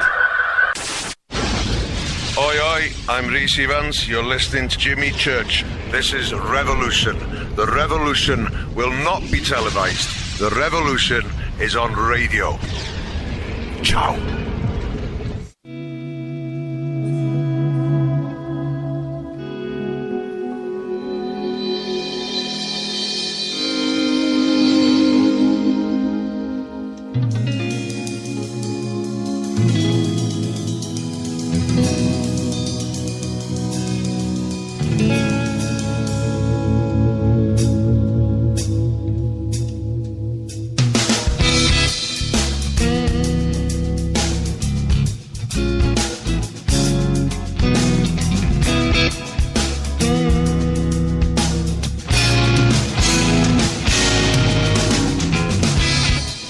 Welcome back. Fade to Black. This is my little tribute to William Bill Cooper. Thank you, Brian, for coming in. I almost didn't pick up that phone call. It just kept coming in. I was like, oh, I better do it. Thank you for that. And yeah, he was on, as, a member of his security team here in Los Angeles. He was on the board of directors for CAGI. And there you go. And to get that is everybody, to get that inside part is really cool. We needed that tonight. But everybody that I have talked to that saw one of his presentations, that knew Bill personally, they all say the same thing. The dude was very smart. He was strong. He was out there, but he believed in himself and he believed in his message. And that's the thing. All right. Now, I got a couple of other things I want to jump into right here. Now, just listen to this. These actions established a buffer between the president and the information. It was intended that this buffer serve as the means for the president to deny knowledge if leaks divulge the true state of affairs. This buffer was used in later years for the purpose of effectively isolating succeeding presidents and the knowledge of the alien presence other than what the secret government and the intelligence community wanted them to know. NSC 10-2 established a study panel which met secretly and was made up of the scientific minds of the day. The study panel was not called MJ-12. Another NSC memo, NSC 10-5, further outlined the duties of the study panel. These NSC memos and secret executive orders set the stage for the creation of MJ-12 4 years later. Secretary of Defense James Forrestal objected to the secrecy. He was a very idealistic and religious man. He believed that the public should be told. James Forrestal was also one of the first known abductees. When he began to talk to the leaders of the opposition party and leaders of the Congress about the alien problem, he was asked to resign by Truman. He expressed these fears to many people. Rightfully, he believed that he was being watched. This was interrupted by those who were ignorant of the facts as paranoia. Forrestal later was said to have suffered a mental breakdown. He was ordered to the mental ward of Bethesda Naval Hospital, and in spite of the fact that the administration had no authority to have him committed, the order was carried out. In fact, it was feared that Forrestal would begin to talk again.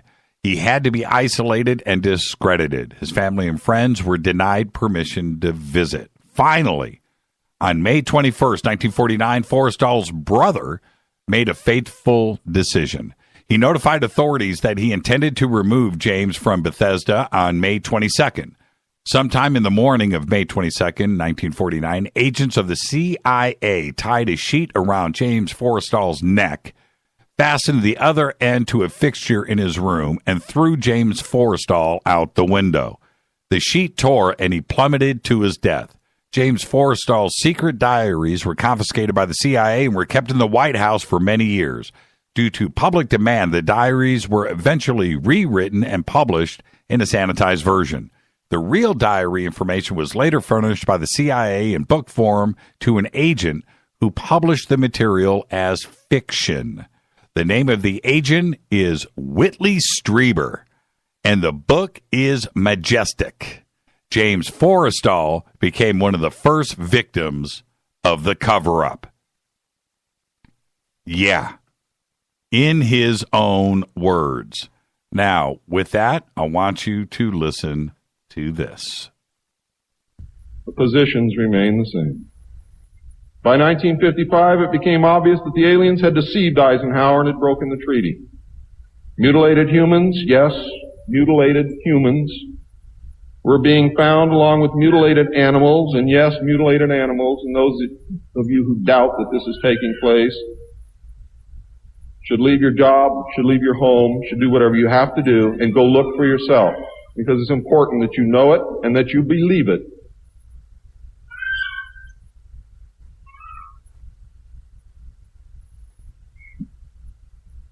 These things were being found all across the United States. It was suspected that the aliens were not submitting a complete list of human contacts and abductees to MJ-12, and it was suspected that not all abductees had been returned, and this has been verified. The Soviet Union was suspected of interacting with them, and this proved also to be true. It was learned that the aliens had been and were then manipulating masses of people through secret societies, witchcraft, magic, the occult, and religion. After several Air Force combat air engagements with alien craft, it also became apparent that our weapons were no match against theirs. In November of 1955, NSC 5412/2 was issued, establishing a study committee to explore all factors which are involved in the making and implementing of foreign policy in the nuclear age. This, again, was only a blanket of snow that covered the real subject of study, which was the alien question. For, in fact, 5412/2 had, as I told you earlier, been written in 1954, when NSC 5410 and 5411 was written, and 5411 by secret executive memorandum in 1954. The study group was commissioned to examine all the facts, evidence, lies, and deception and discover the truth of the alien question. NSC 54/2 was only a cover that had become necessary when the press began inquiring as to the purpose of regular meetings of such important men. When the press asked Gordon Dean, somewhere near the end of 1954, why they were meeting and what they were studying, Gordon Dean says, "As of yet, we have no direction, but we're working on it." It then became necessary to find a direction and find a reason for these meetings, and that's exactly what they did. The first meetings began in 1954 and were called the Quantico meetings because they met at the Quantico Marine Base. See, one thing I knew, ladies and gentlemen, I know who they are. I know what they were called. All I had to do was find out who belonged to those names.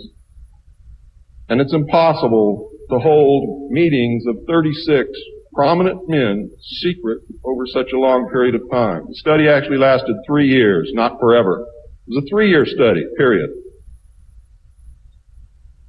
A study group was made up of 35 members of the Council on Foreign Relations secret scholars known as the Jason Society or the Jason Scholars.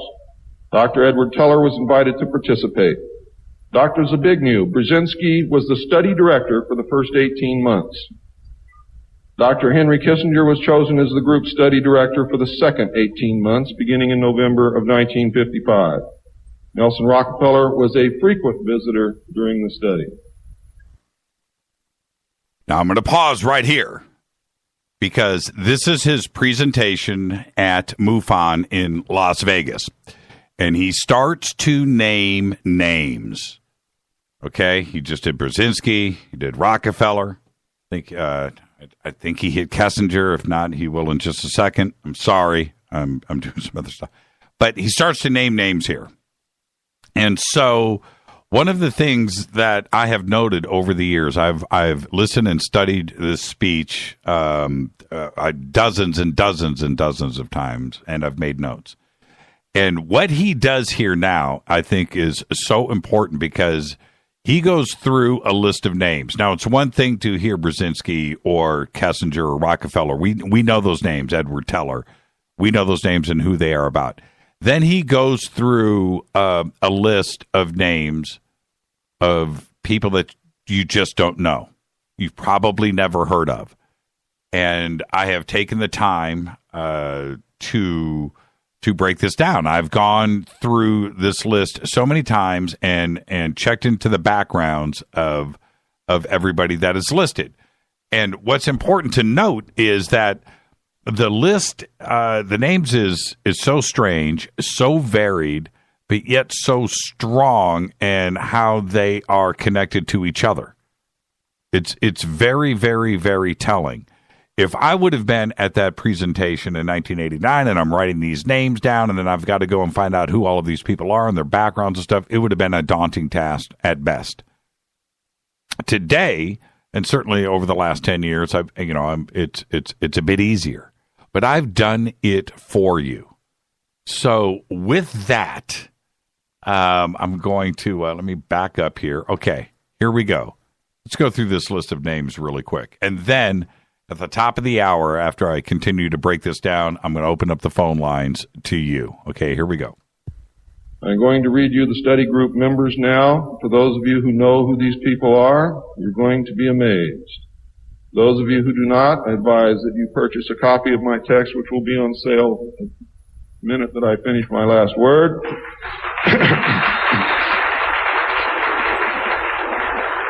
And research everything that I'm telling you, and your own research will tell you that I am telling you the truth, and I don't have to do that.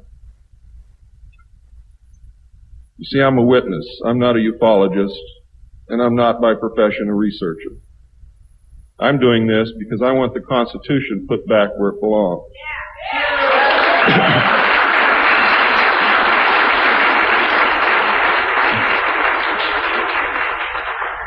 The study group members were Gordon Dean, chairman, one of the most powerful men in the United States at that time.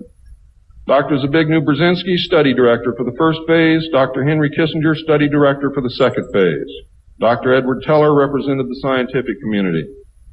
Major General Richard C. Lindsay. Richard C. Lindsay was the head of NATO. You've never heard of Richard C. Lindsay. His background is extensive, but he was the head of NATO. Hanson W. Baldwin. Hanson W. Baldwin.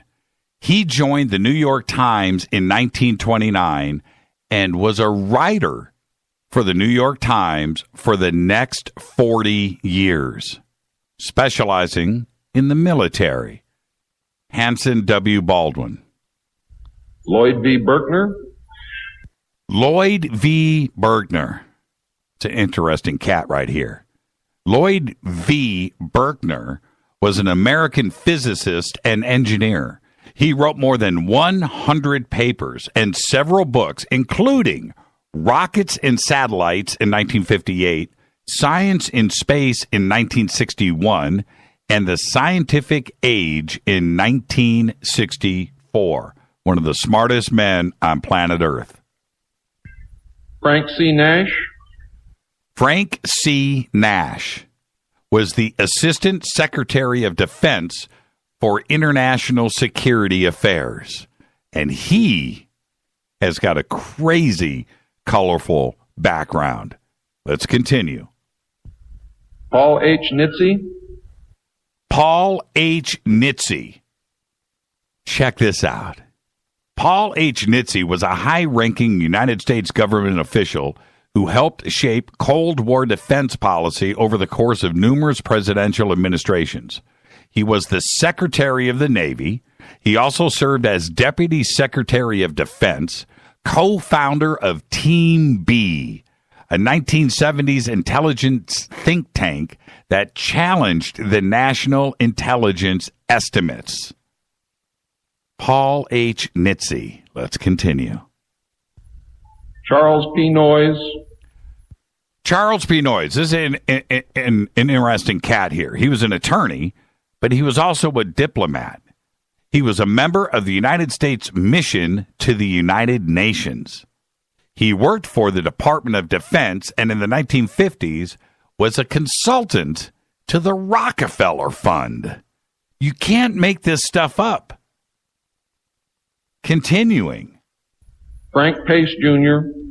Frank Pace Jr. Frank Pace Jr. made the cover of Time magazine in 1958, but you've never heard of him. He graduated from Princeton, graduated from Harvard, and headed the Army during the Korean War. He was chairman of the American Council of NATO in 1957. He was a member of the President's Foreign Intelligence Advisory Board in 1961 for Kennedy. Think about what Bill Cooper is laying out here. Are you seeing it get put together? Continuing. James A. Perkins. James A. Perkins. Check this dude out. He was the 7th president of Cornell University. And he was also a member of the steering committee of the Bilderberg Group. James A. Perkins, and you have never heard of him. Bill Cooper did. Don K. Price. Don K. Price was deputy chairman of the U.S. Department of Defense's Research and Development Board. He was an advisor to President Kennedy on the structure and operations of the U.S. federal government. Don K. Price. Is this nuts? I've got more. David Rockefeller. Oscar M. Rubhausen. So David Rockefeller made the list. I don't need to go into David Rockefeller, right? But who was Oscar M. Rubhausen? He was a prominent New York City lawyer and an advisor to Nelson Rockefeller. And not only that, he was chairman of a task force on protection from radioactive fallout as special advisor on atomic energy. Think about this. Bill Cooper continues. Lieutenant General James M. Gavin. All right, James M. Gavin. I almost need to pause here for a second because James M. Gavin was a World War II hero. He was portrayed by Robert Ryan in The Longest Day. You remember that scene when Robert Ryan comes in to the headquarters, right? And starts laying out what needs to be done? He was playing Lieutenant James M. Gavin. And he was played by Ryan O'Neal in A Bridge Too Far. Right? Gavin served, and A Bridge Too Far still one of the great movies. Both of them. I have them both on DVD. Gavin served as an advisor on both of those films. Later, was the United States Army's Chief of Research and Development. And he wrote the book, War and Peace in the Space Age. Where does Bill Cooper get this? How does he put this list together? It gets better. Carl P. Haskins. Carl P. Haskins.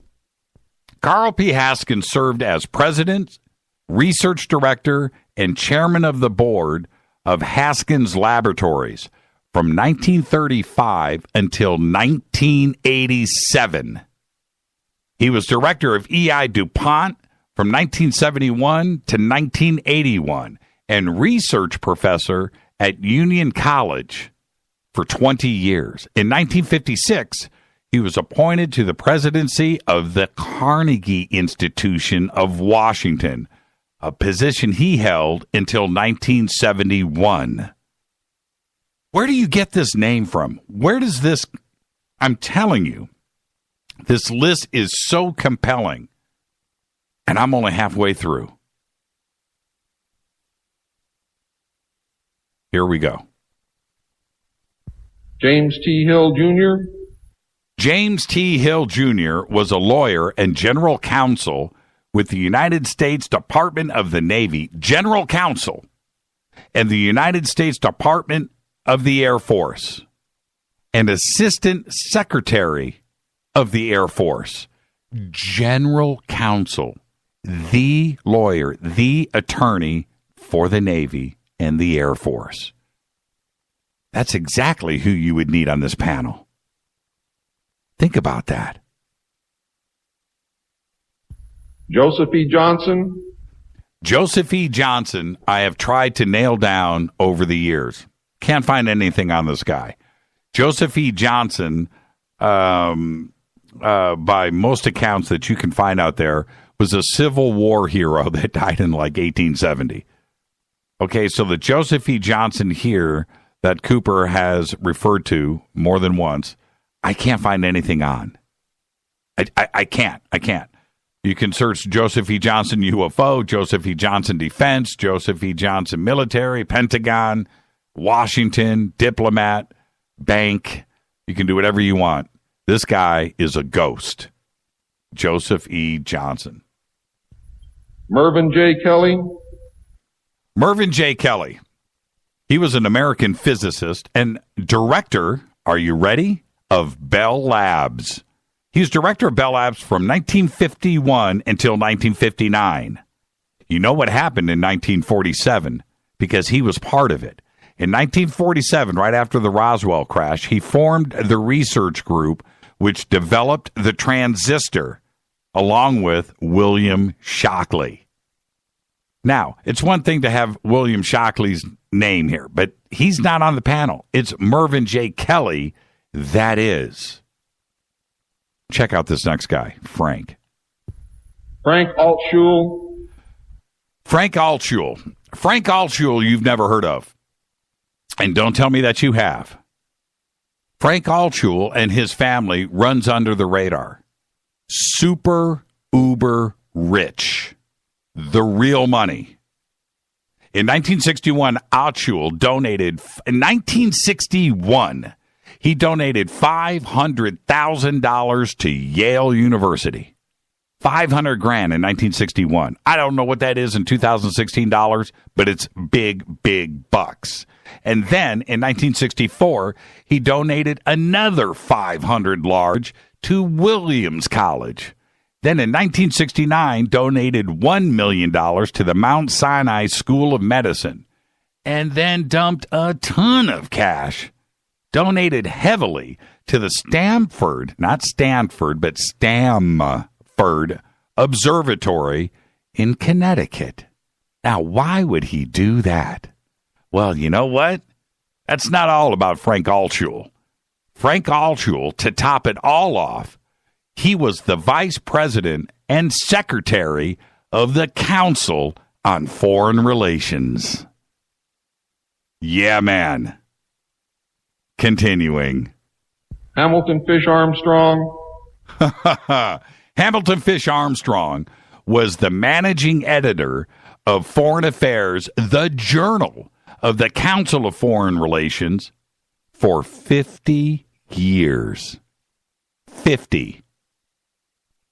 Where does this research come from? Major General James McCormick Jr. Now, General James McCormack Jr., pretty famous guy. Except, most people don't know about his background. You may have heard his name. He was the first director of military applications of the United States Atomic Energy Commission.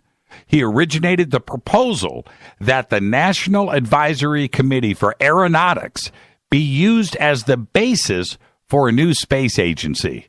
That's right, NASA. Robert R. Bowie.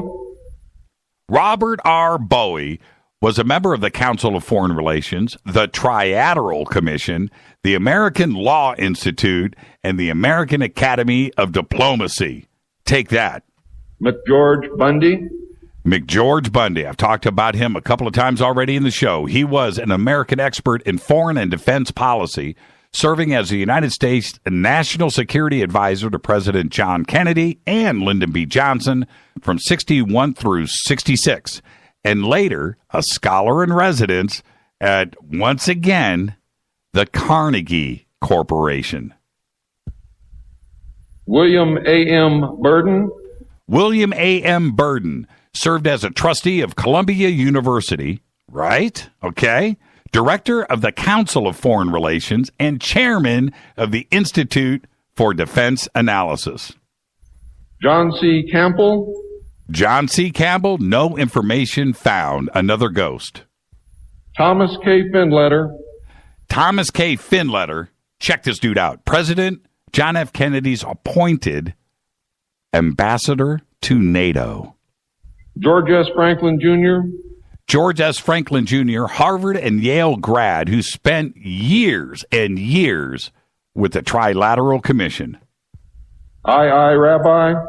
I. Rabbi, very famous guy, American physicist, Nobel laureate, recognized in 1944 for his discovery of nuclear magnetic resonance. That's right. Also, cavity magnetrons, which is used in not only microwave radar, but your microwave oven. Roswell L. Gilpatrick. Roswell Gilpatrick, very interesting guy, was a prominent New York City corporate attorney and government official who served as Deputy Secretary of Defense from 61 to 64, when he played a pivotal role in all of those high-stakes strategies in the Cuban Missile Crisis, advising Kennedy as well as Robert McNamara and McGeorge Bundy on dealing with the Russian nuclear missile threat. And he was also an alleged lover of Jackie Kennedy. Later had ties to Watergate. That's a crazy dude. N.E. Hallaby. Nothing found on N.E. Hallaby. General Walter Bedell Smith. Nothing. Paul Beadle. Paul Beadle. Nothing found. Henry DeWolf Smythe. Henry DeWolf Smythe was an American physicist, diplomat, and bureaucrat. He played a number of key roles in the early development of nuclear energy as a participant in the Manhattan Project, a member of the United States Atomic Energy Commission, and U.S. ambassador to the International Atomic Energy Agency. Shields Warren. Shields Warren was an American pathologist. A pathologist. On the commission, he was among the first to study the pathology of radioactive fallout. Harold L. Wilson. Harold L. Wilson, another ghost. Nothing out there. And Arnold Wolfers. Now, I'm going to end it here. I'm on a break. Arnold Wolfers was one of the most influential experts in the field of international relations, one of the most important men in history. Some of the most important insights were derived from his analysis of the quest for power, which he associated with the realist school of international relations. Can't make this stuff up, and you can thank Bill Cooper for that list. He did his work, man. This is Fade to Black, our tribute to one William Bill Cooper. I'll be right back.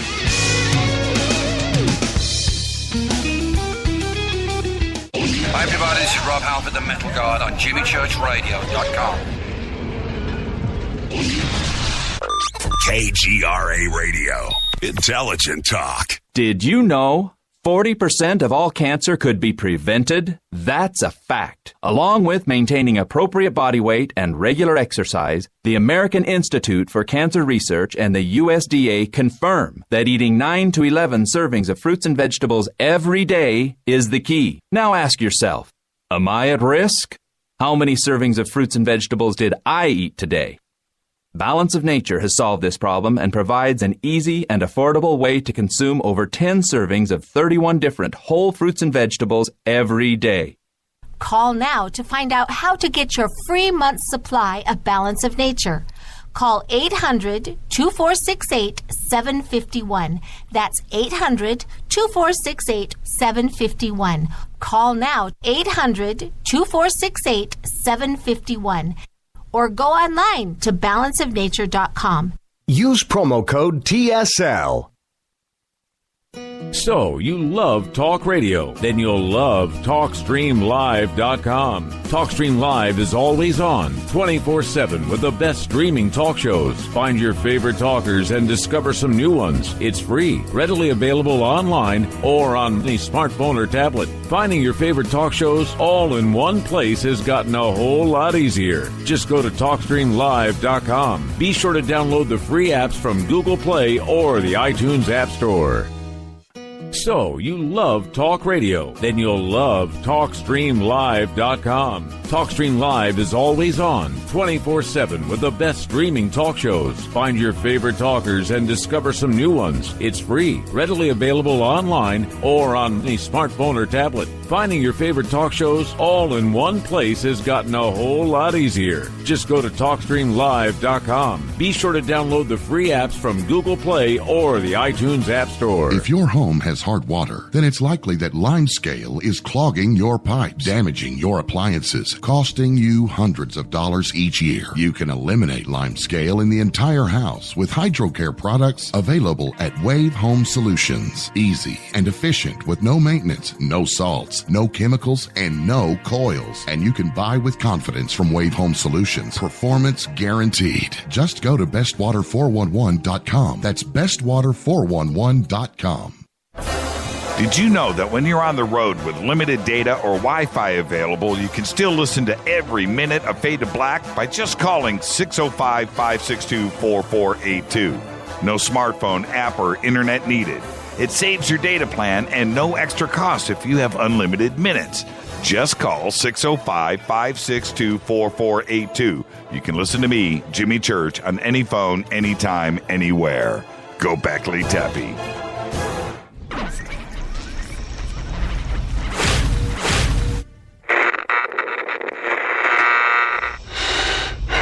You want to know a secret? I love ponies. I really love ponies. I'm serious. I couldn't stay sane without ponies to brush. Why fade to black? Because you never got that pony, damn it. This is Fade to Black with Jimmy Church on the Game Changer Radio Network and KGRA, the Global Radio Alliance.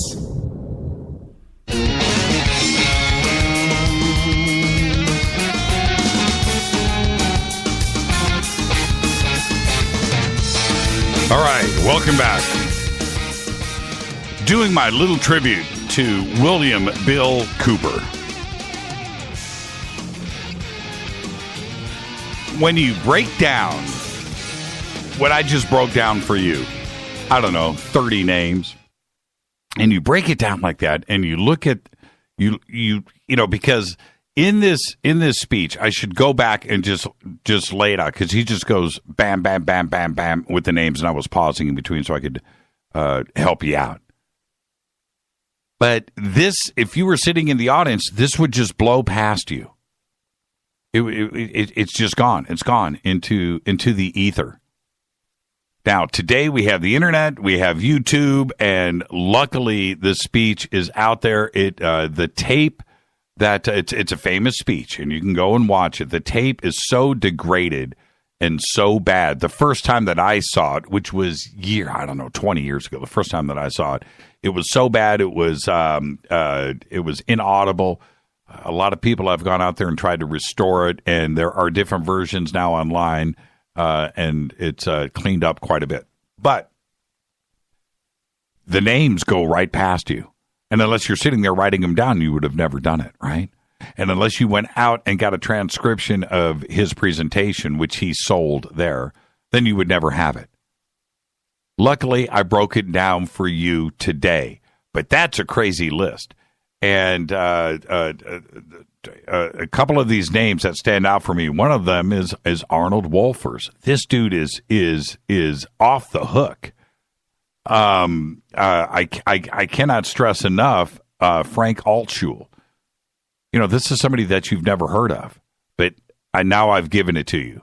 And I hope that you do the same thing that I've done, is take the time to go out and just do this research and start to connect the dots on this, because it is frightening.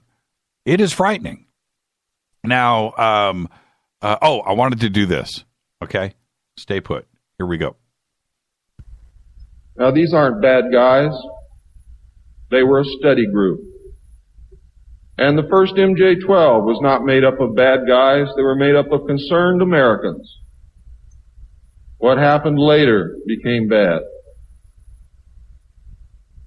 The yanking of power away from the president, the formation of a secret government, the sale of drugs to the American people, et cetera, et cetera, et cetera. And I'm going to cover most of those things before I'm finished.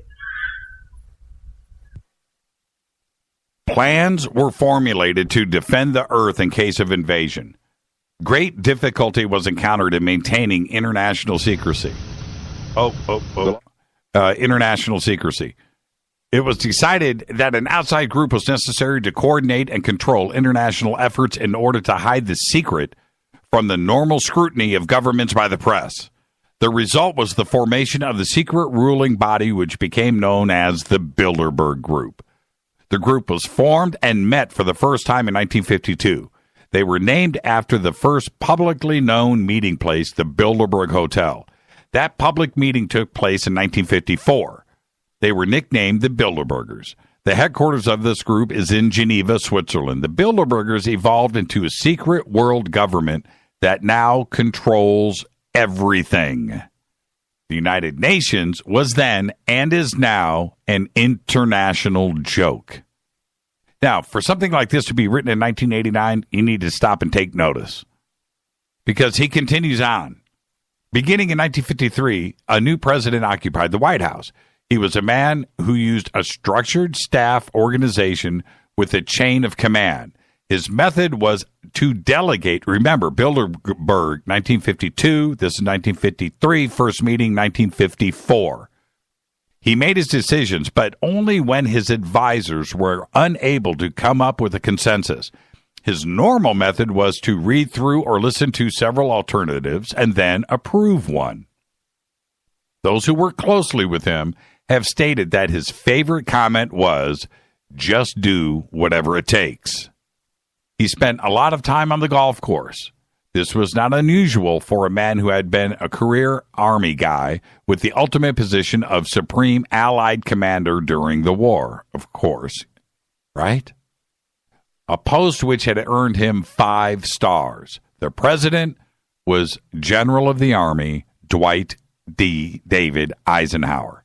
During his first year of office in 1953, at least 10 more crashed discs were recovered, with 26 dead and 4 live aliens. Of the 10, 4 were found in Arizona, 2 in Texas, 1 in New Mexico, 1 in Louisiana, 1 in Montana, and 1 in South Africa. Eisenhower knew that he had to wrestle and beat the alien problem. He knew that he could not do it by revealing the secret to Congress. Early in 1953, the new president turned to his friend and fellow member of the Council of Foreign Relations, Nelson Rockefeller. Eisenhower and Rockefeller began planning the secret structure of the Alien Task Supervision, which became a reality within a year. The idea for MJ-12 was born. It was Nelson's uncle, Winthrop Aldrich, who had been crucial in convincing Eisenhower to run for president. The whole Rockefeller family, and with them the Rockefeller Empire, had solidly backed the Eisenhower campaign and the soul to the Council of Foreign Relations. And asking Rockefeller for help with the alien problem was to be the biggest mistake Eisenhower ever made for the future of the United States and maybe for humanity. Because within a week of Eisenhower's election, he had appointed Nelson Rockefeller chairman of the Presidential Advisory Committee on Government Organization. Rockefeller was responsible for the planning reorganization of the government, something he had dreamed of for many years. New Deal programs went into one single cabinet position called Department of Health, the Education and Welfare, and with Congress approved, the new cabinet position in April 1953, Nelson was named the post undersecretary to Ovida Culp Hobby. Now listen, in 1953, astronomers discovered large objects in space which were tracked moving toward Earth. It was first believed that they were asteroids. Later, evidence proved that the object could only be spaceships. Project Sigma intercepted alien radio communications. When the objects reached Earth, they took up very high geosynchronous orbits around the equator. There were several huge ships, and their actual intent was unknown.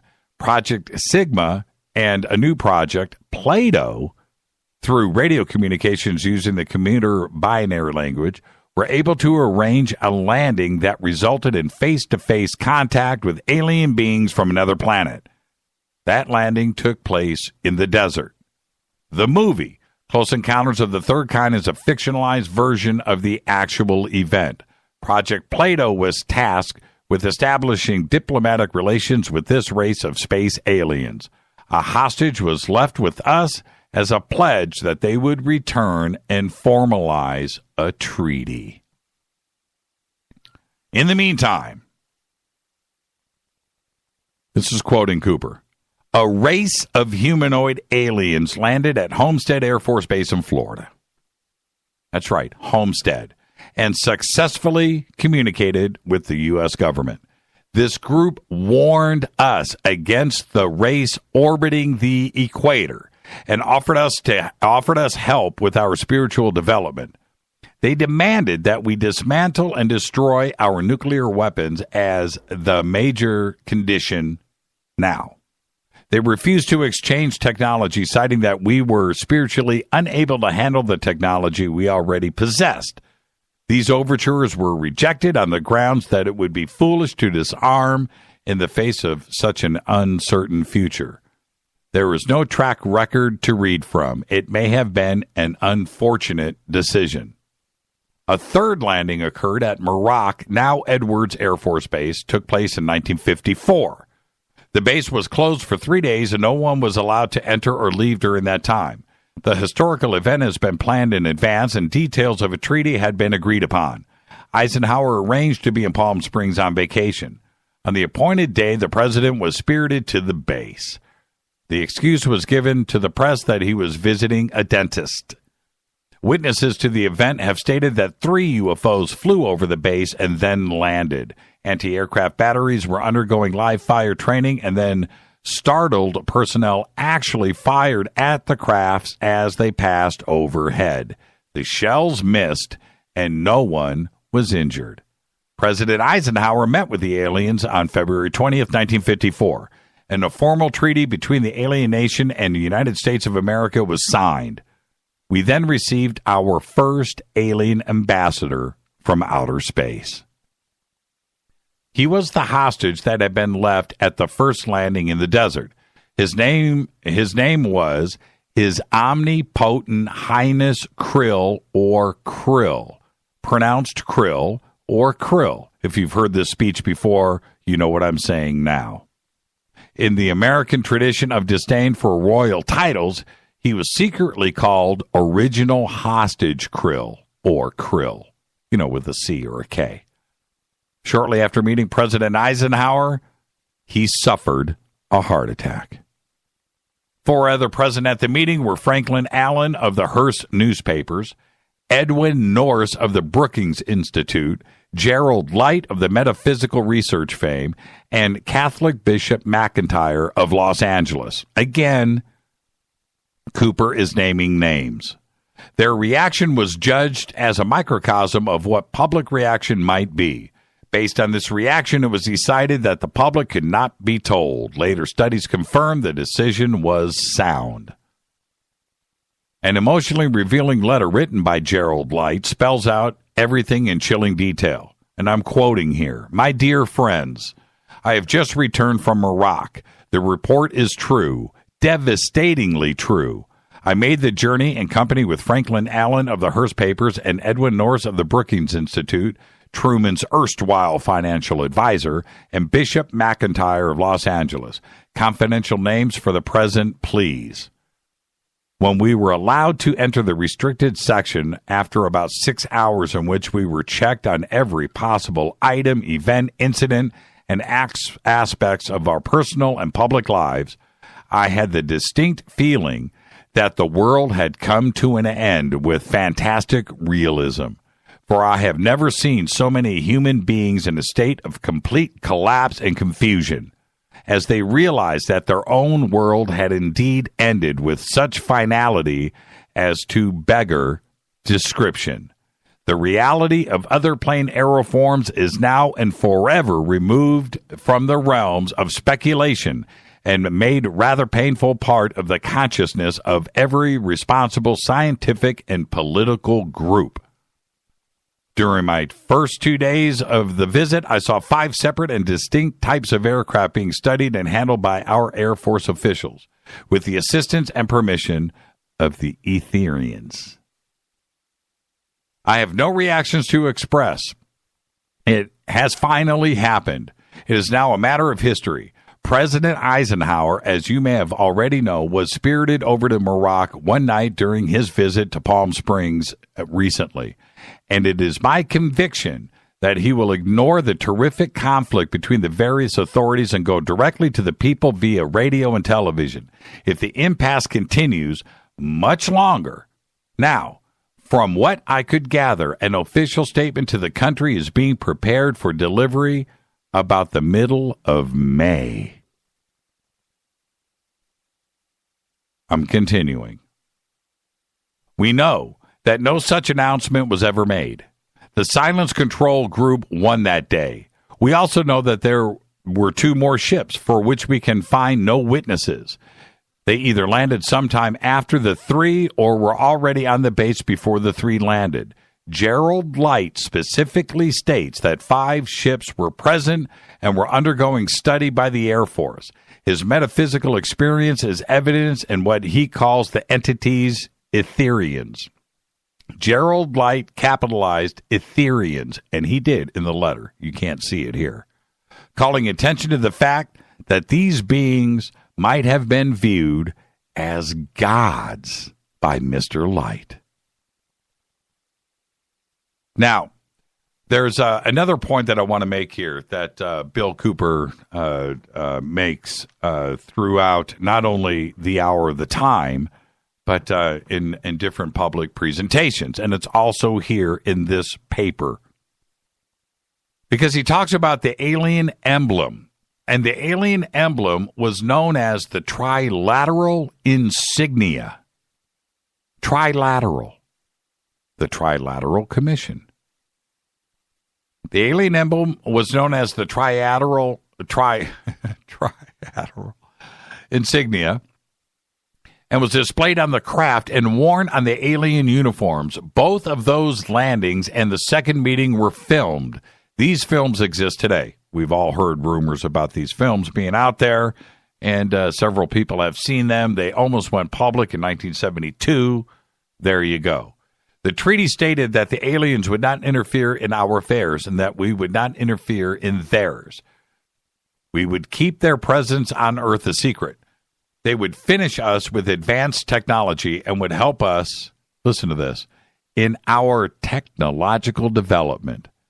They would not make any treaty with any other Earth nation. They could abduct humans on a limited and periodic basis for the purpose of medical examination and monitoring of our development, with the stipulation that the humans would not be harmed, would be returned.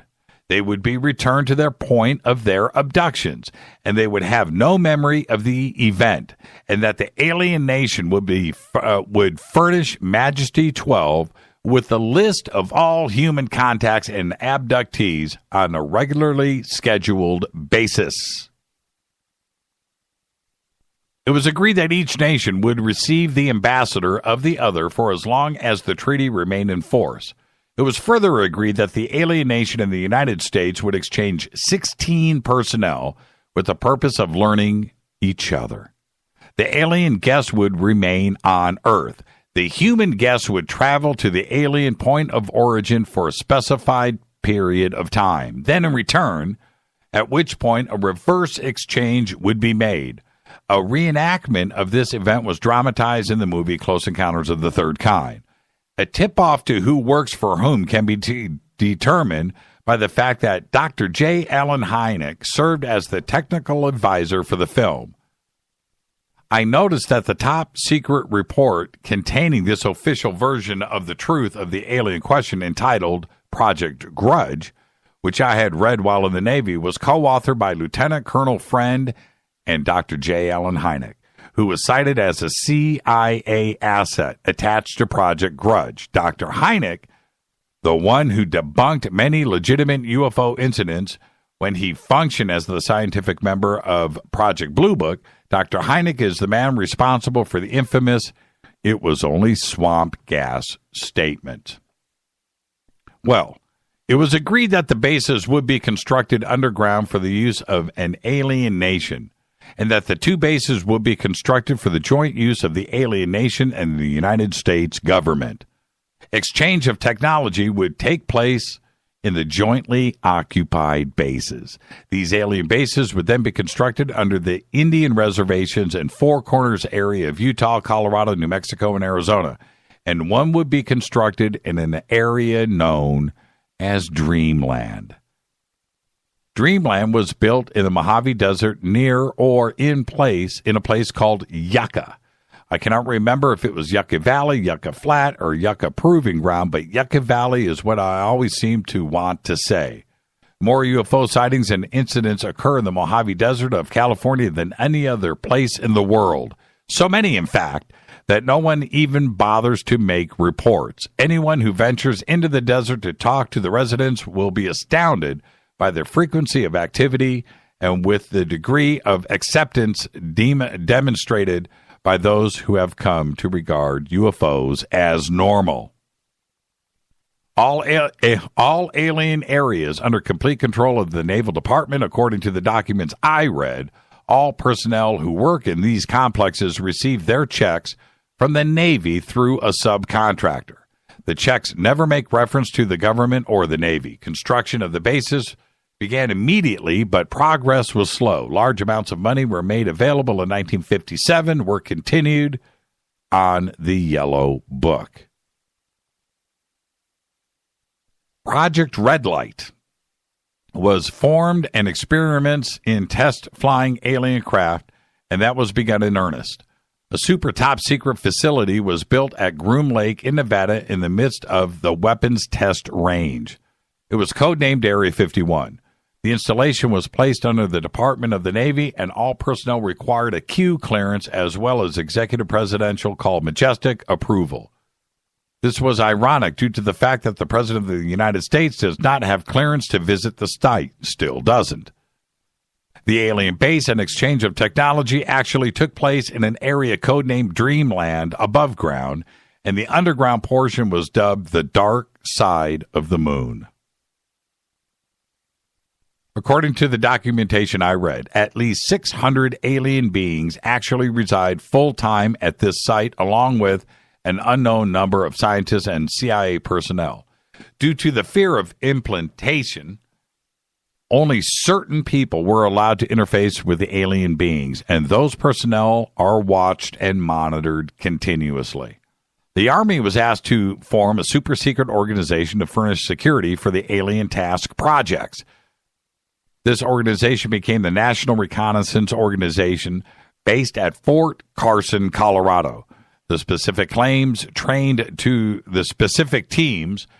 to secure the projects were called Delta. Lieutenant Colonel James Bo Gritz was a Delta Force commander. You should also know that to date, we have not even begun to come close to parity with the aliens.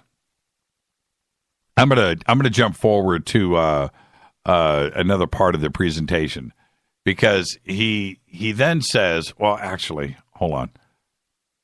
He then says this. The 33rd degree is split in two. Moving on to the Freemasons. One split contains the core of the Luciferian Illuminati, and the other contains those that have no knowledge of it whatsoever. All of the intelligence officers I worked with while in the Naval Intelligence were Masons. I needed to get this in because I mentioned this earlier. In 1990 is the right time with the right leaders, ex-chief of the Soviet secret police, Mikhail Gorbachev, ex-chief CIA George H.W. Bush, ex-Nazi cyanide gas salesman Pope John Paul II, all bound by an unholy alliance to bring in the New World Order. This is in 1990. Think about the changes that happened in 89, 90, and 91. It's pretty interesting. The heart of the Bilderberg Group consists of 39 total members of the Illuminati. The three committees are made up by exclusive members of all different secret groups that make up the Illuminati, the Freemasons, the Vatican, and the Black Nobility. This committee works year-round in offices in Switzerland. Now, one of the things that I did when I first started checking into Bill Cooper, this is 20 years ago, the Black Nobility, Malta, the Bilderbergs, and the names that are connected there. Some of the names, and including the founder of the Bilderbergs, go back to King David in Jerusalem. Direct descendants. That was a crazy thing for me to say. And when you go and research this, and you look at the way that it's put here with the Black Nobility, and you look at the bloodlines, it was a chilling thing to see, witness, and read, because it is all out there in the public domain. With that, I'm going to take a quick break, doing my tribute to one William Bill Cooper. This is Jimmy Church. This is Fade to Black on the Game Changer Network and KGRA, The Planet. I'll be right back.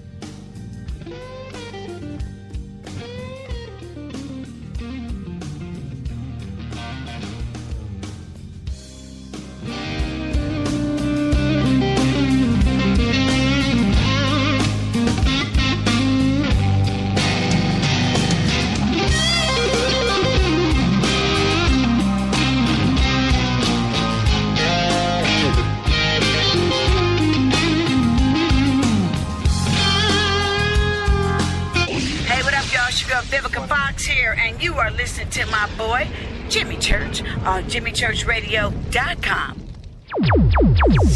Despite popular opinion, reading a book will not make you smarter.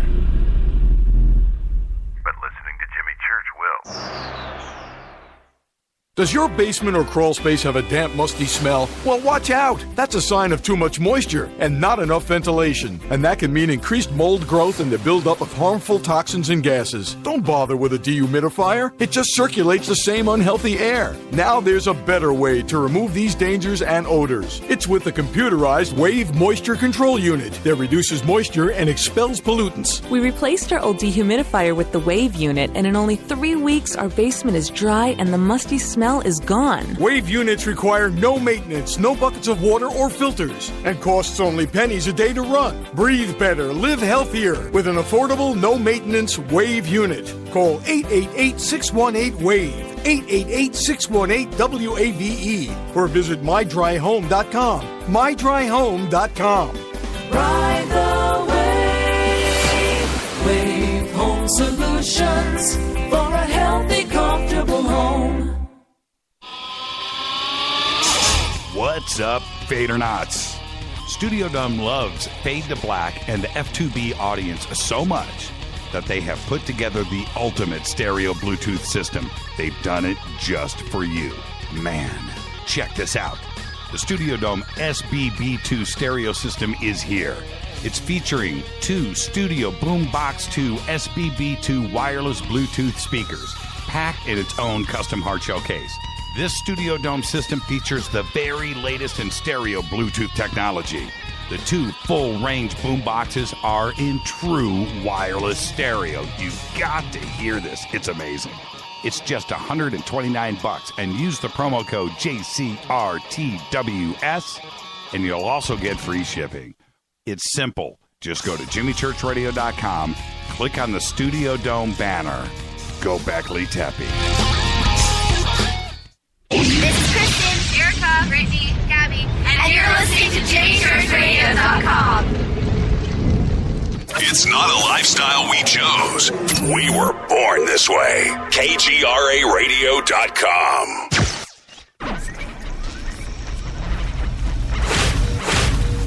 This is KJCR at jimmychurchradio.com. Welcome back, Fade to Black. Our tribute to William Bill Cooper. You got any thoughts on Bill? What did he mean to you? Give me a call, 323-825-5045. Oh, actually, no, you can't. No, don't call. Don't call. Do not call, because I got to do this first. Check this out. Would never again be affected in this manner, no matter the seriousness of any subsequent event. On many occasions, he would work very late into the night after having already put in a full day. Coupled with his not speaking, this behavior eventually led to his divorce. A major finding of the alien study was that the public could not be told, as it was believed that this would most certainly lead to economic collapse of the religious structure, and national panic, which would lead into anarchy.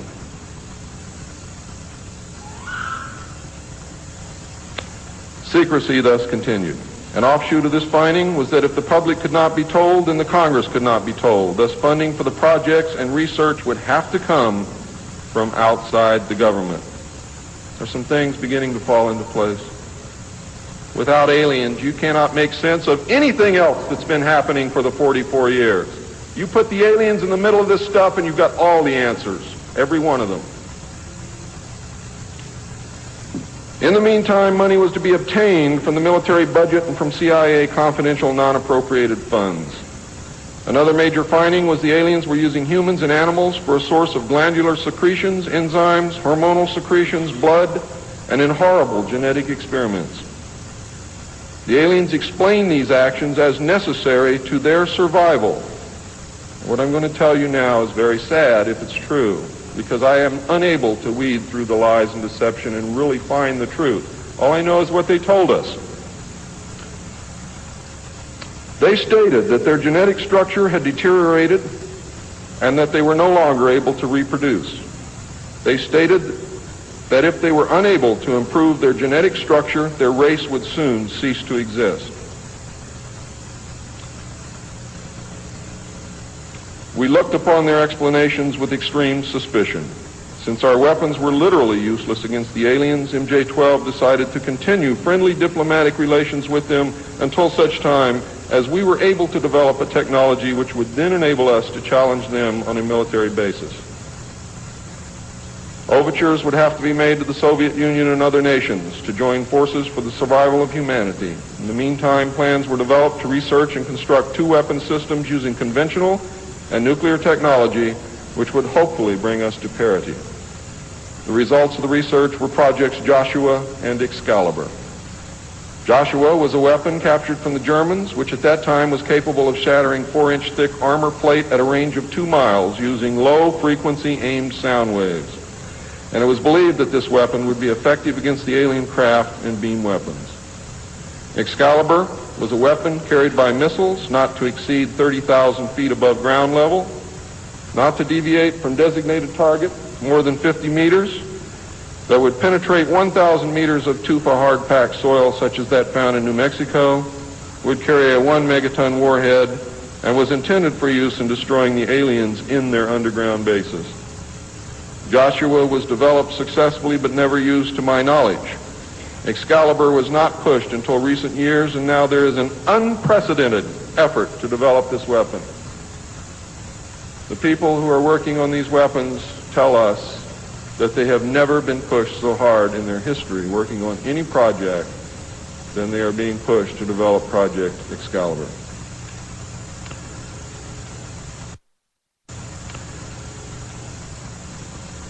Now, what I'm going to read you next may upset some of you, but it's absolutely true.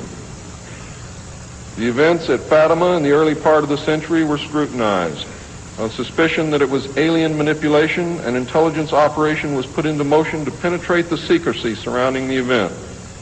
The United States utilized its Vatican moles that had been recruited and nurtured during World War II and soon obtained the entire Vatican study, which included the prophecy. And I don't care what you've ever read before, you have not read the true prophecy. This prophecy stated that if man did not turn from evil and place himself at the feet of Christ, the planet would self-destruct and the events described in the book of Revelations would indeed come to pass. It stated that a child would be born who would unite the world with a plan for world peace and a false religion beginning in 1992. By 1995, the people would discern that he was evil and was indeed the Antichrist. World War III would begin in the Middle East in 1995 with an invasion of Israel by a united Arab nation using conventional weapons, which would culminate in a nuclear holocaust in the year 1999. Between 1999 and 2003, most of the life on this planet would suffer horribly and die as a result. The return of Christ would occur in the year 2011. Is this true? I don't know. I know that it was decided by the United States government that this was indeed an alien event, and I believe that this is more deception which is being heaped upon us. So don't go out of here thinking that the world is going to end tomorrow because of this.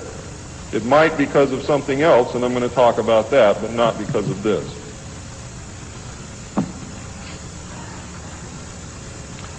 When the aliens were confronted with this finding, they confirmed that it was true. The aliens explained that they had created us through hybridization and had manipulated the human race through religion, Satanism, witchcraft, magic, the occult, secret societies, etc.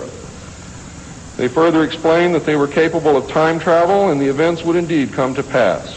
Later exploitation of alien technology by the United States and the Soviet Union utilizing time travel confirmed that indeed something bad was going to happen. The aliens showed a hologram which they claimed was the actual crucifixion of Christ, which the government filmed. We did not know whether to believe them or not. Were they using our genuine religions to manipulate us?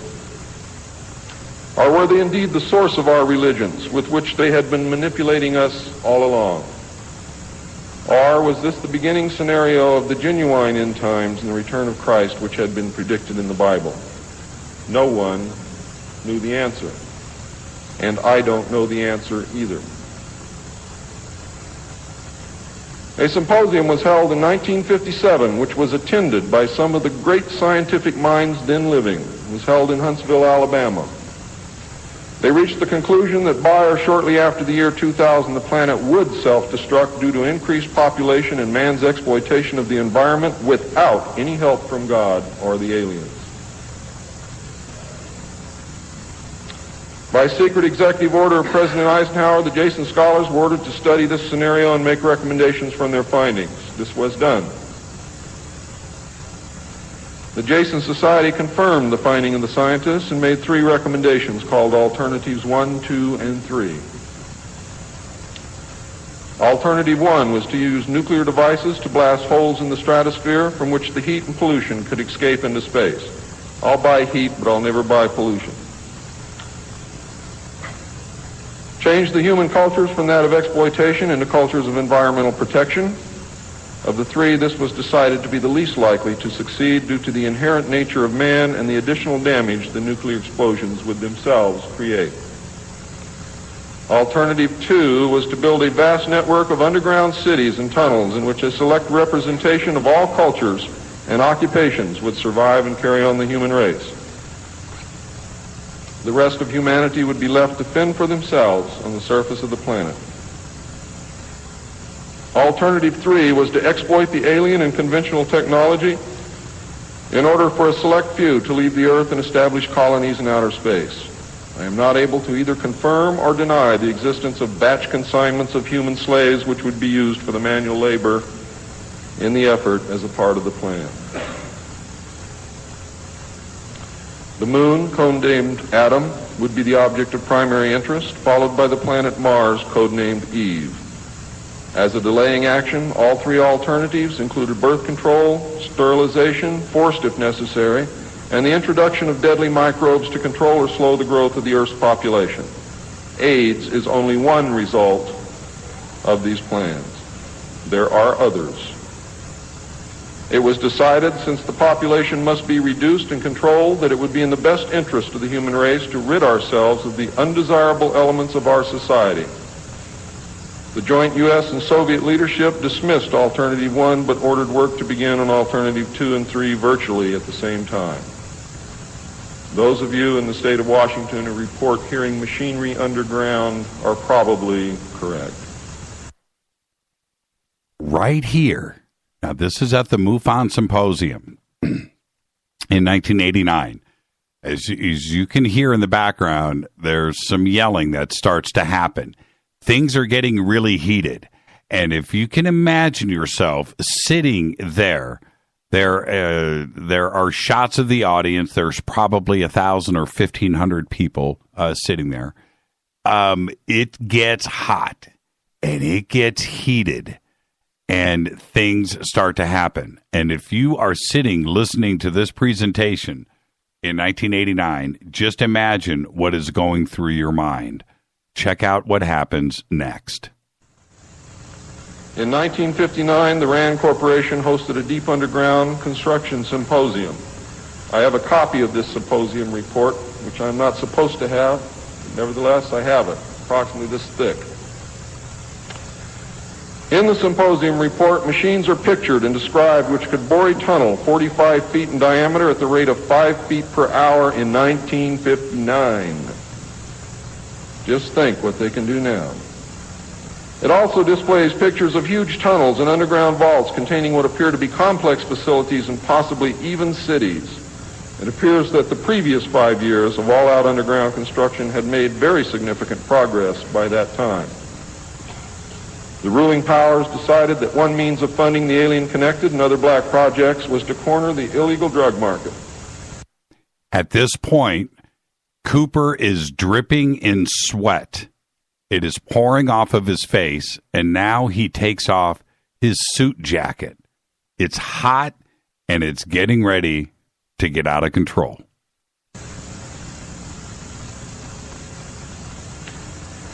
A young, ambitious member of the Council on Foreign Relations was approached. His name is George Bush, who at the time was the president and CEO of Zapata Oil based in Texas. Zapata Oil was experimenting with the new technology of offshore drilling. It was correctly thought that the drugs could be shipped from South America to the offshore platforms by fishing boat, where it would then be taken to shore by the normal transportation used for supplies and personnel. By this method, no customs or law enforcement agency would subject the cargo to search. George Bush agreed to help and organize the operation in conjunction with the CIA. The plan worked better than anyone had thought and has since expanded worldwide, and there are now many other methods of bringing the illegal drugs into the country. But it must always be remembered that George Bush began the sale of drugs to our children. Now, if you think I'm crazy, get off your butt and start digging, because you will find out that it's absolutely true. The CIA now controls all the world's illegal drug markets. The official space program was boosted by President Kennedy in his inaugural address when he mandated that the United States put a man on the moon before the end of the decade. Although innocent in its conception, this mandate enabled those in charge to funnel vast amounts of money into black projects and conceal the real space program from the American people. A similar program in the Soviet Union served the same purpose. In fact, a joint alien United States and Soviet Union base already existed on the moon at the very moment Kennedy spoke the words. On May 22, 1962, a space probe landed on Mars and confirmed the existence of an environment which could support life. Not long afterward, the construction of a colony on the planet Mars began in earnest. Today, there is a colony which exists on the planet Mars. It is a United States-Russian alien facility.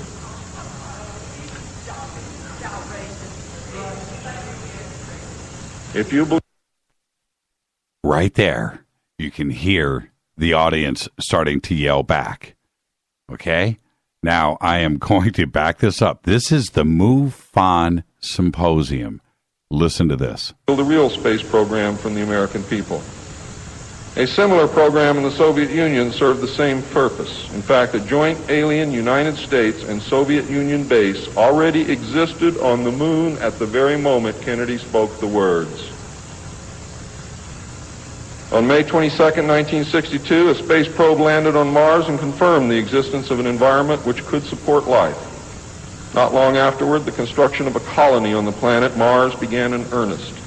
Today, there is a colony which exists on the planet Mars. It is a United States-Russian alien facility.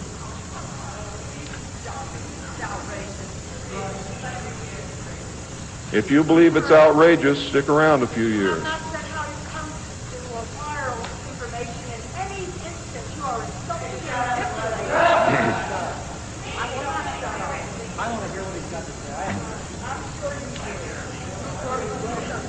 This is very disturbing information, and I don't expect anyone to believe it.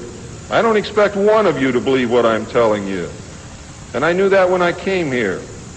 I'm not one of you. I'm not a ufologist. I'm not a researcher. I have an obligation to inform the public, and once that's done, I've done my job. From then on, it's up to you, not me.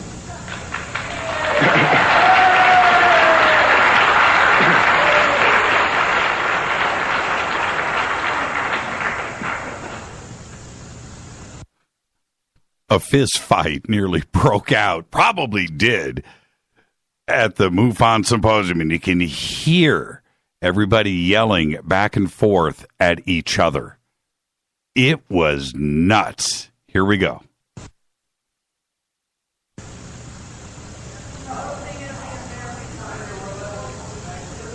This colony exists on Mars, populated by specially select people from different cultures and occupations taken from all over the earth. A public charade of antagonism between the Soviet Union and the United States has been maintained over all these years in order to fund projects in the name of national defense, when in fact we are the closest allies. At some point, President Kennedy discovered portions of the truth concerning the drugs and the aliens. He issued an ultimatum in 1963 to MJ-12. President Kennedy assured them that if they did not clean up the drug problem, he would. He informed MJ-12 that he intended to reveal the presence of aliens to the American people within the following year, and ordered a plan developed to implement his decision. President Kennedy was not a member of the Council on Foreign Relations and knew nothing of Alternative 2 or Alternative 3 that I can find out. Internationally, the operations were supervised by an executive committee known as the Policy Committee. In the United States, they were supervised by MJ-12, and in the Soviet Union by a sister organization. President Kennedy's decision, of course, struck fear into these people. His assassination was ordered by the Policy Committee, and the order was carried out by agents of MJ-12 in Dallas. President John F. Kennedy was murdered by the Secret Service agent who drove his car in the motorcade, and the act is plainly visible in the film. It was stated in the documents that I saw. The assassin's name is William Greer. Watch the driver and not Kennedy when you view the film, when you can find a film that even shows it. All of the witnesses who were close enough to the car to see William Greer shoot Kennedy were themselves all murdered within 2 years of the event. That's fact. The Warren Commission was a farce, and Council on Foreign Relations members made up the majority of its panel. They succeeded in snowing the American people, and they hid the truth. And many other patriots who have attempted to reveal the alien secret have also been murdered throughout the intervening years. And that is why I've been so careful about the information that I released, because it was so important that I get here today to be able to tell you the truth. And what happens after me, after today, is of no consequence whatsoever. But what you do is. During the era of the United States' initial space exploration and the moon landings, every launch was accompanied by alien craft. A moon base dubbed Luna was sighted and filmed by the Apollo astronauts.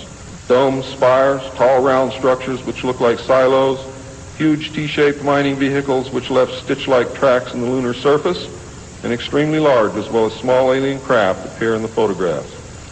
It is, in fact, a joint United States, Russian, and alien base. The space program is a farce and an unbelievable waste of money. Alternative 3 is a reality, and it is not at all science fiction. Most of the Apollo astronauts were severely shaken by this experience, and their lives and subsequent statements reflect the depths of the revelation and the effect of the muzzle order which followed. They were ordered to remain silent or suffer the extreme penalty, death, which was termed an expediency. One astronaut actually did talk to the British producers of the TV expose Alternative 3, confirming many of the allegations. However, I do not know who it was. In the book, Alternative 3, the pseudonym Bob Groden was used in place of the astronaut's identity. It was also stated that he committed suicide in 1978. This cannot be validated by any source, and I believe that several so-called facts in the book are really disinformation. However, I can assure you that Alternative 3 is real. I firmly believe that this disinformation is a result of pressure put upon the authors and is meant to nullify the effect upon the populace of the British TV expose entitled Alternative 3. The headquarters of the international conspiracy is in Geneva, Switzerland. The ruling body is made up of representatives of the governments involved, as well as the executive members of the group known as the Bilderbergers. Meetings are held by the policy committee when necessary on a nuclear submarine beneath the polar ice cap. The secrecy is such that this was the only method which could ensure that the meetings could not be bugged, and is the only place where they discuss their most secret matters. I can say that the book is at least 70% true from my own knowledge and the knowledge of my sources. I believe that the disinformation was an attempt to compromise the British TV expose with information which could be proven false, just as the Eisenhower briefing document was released here in the United States under the contingency plan Majestic 12, and which can also be proven false. Right here, I'm going to jump ahead because I'm going to present the end of the speech. And you've got to hear this. Check it out.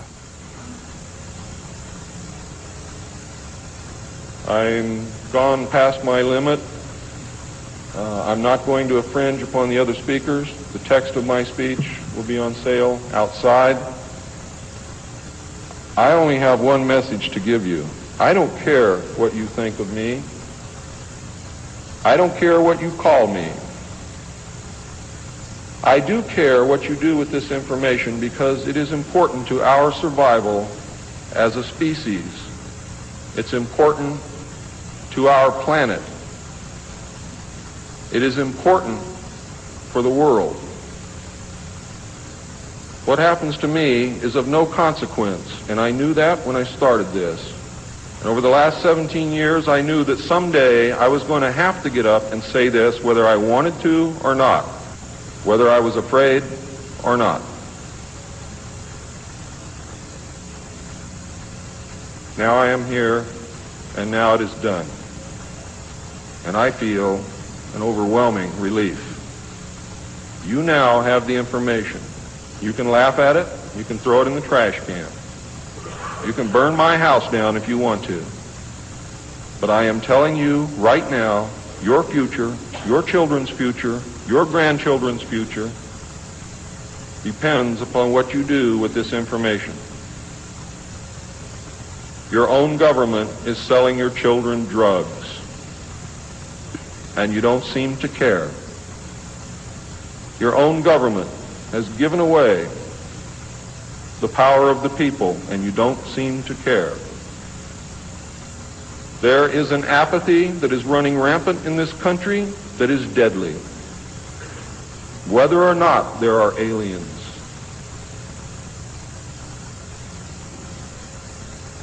We are truly now at this moment a nation of sheep. And ladies and gentlemen, I assure you that sheep are always led to the slaughter. But it does not have to be that way. There is tremendous power in knowledge. There is also tremendous power in secrecy. Take away that secrecy, you make sure that you're informed, and you can change things. and stop fighting with each other. Thank you.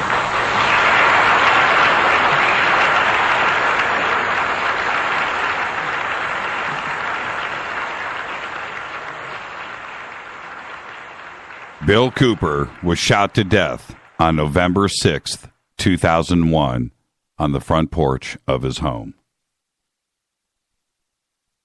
And this concludes our tribute to one William Bill Cooper. I'm your host, Jimmy Church. This has been Fade to Black. Fade to Black's executive producer is Rita Kamarian. Show is produced by Hilton J. Palm, Mark D. Kovar, LJ3, Renee, Mark Dunbar, Jonas. Thank you, Dennis. Thank you, Bob. Announcers are Steve Harder, Gene Viteau, and Mark D. Kovar. Faded by Dell. Webmaster is Drew, the Geek. Music, Doug Aldrich. Intro, Spaceboy, spaceboymusic.com. Fade to Black is produced by KJCR for the Game Changer Network, and syndication is KGRA, The Planet. This broadcast is owned and copyrighted 2016 by Fade to Black and the Game Changer Network. It cannot be rebroadcast, downloaded, copied, or used anywhere in the known universe without written permission from Fade to Black or the Game Changer Network. I'm your host, Jimmy Church. Follow me on Twitter right now at JChurchRadio. Tomorrow night, a very special Fader night. John Rappaport will be in here co-hosting with me and taking your calls. Until tomorrow night, everybody be safe. Go Backley Tappy.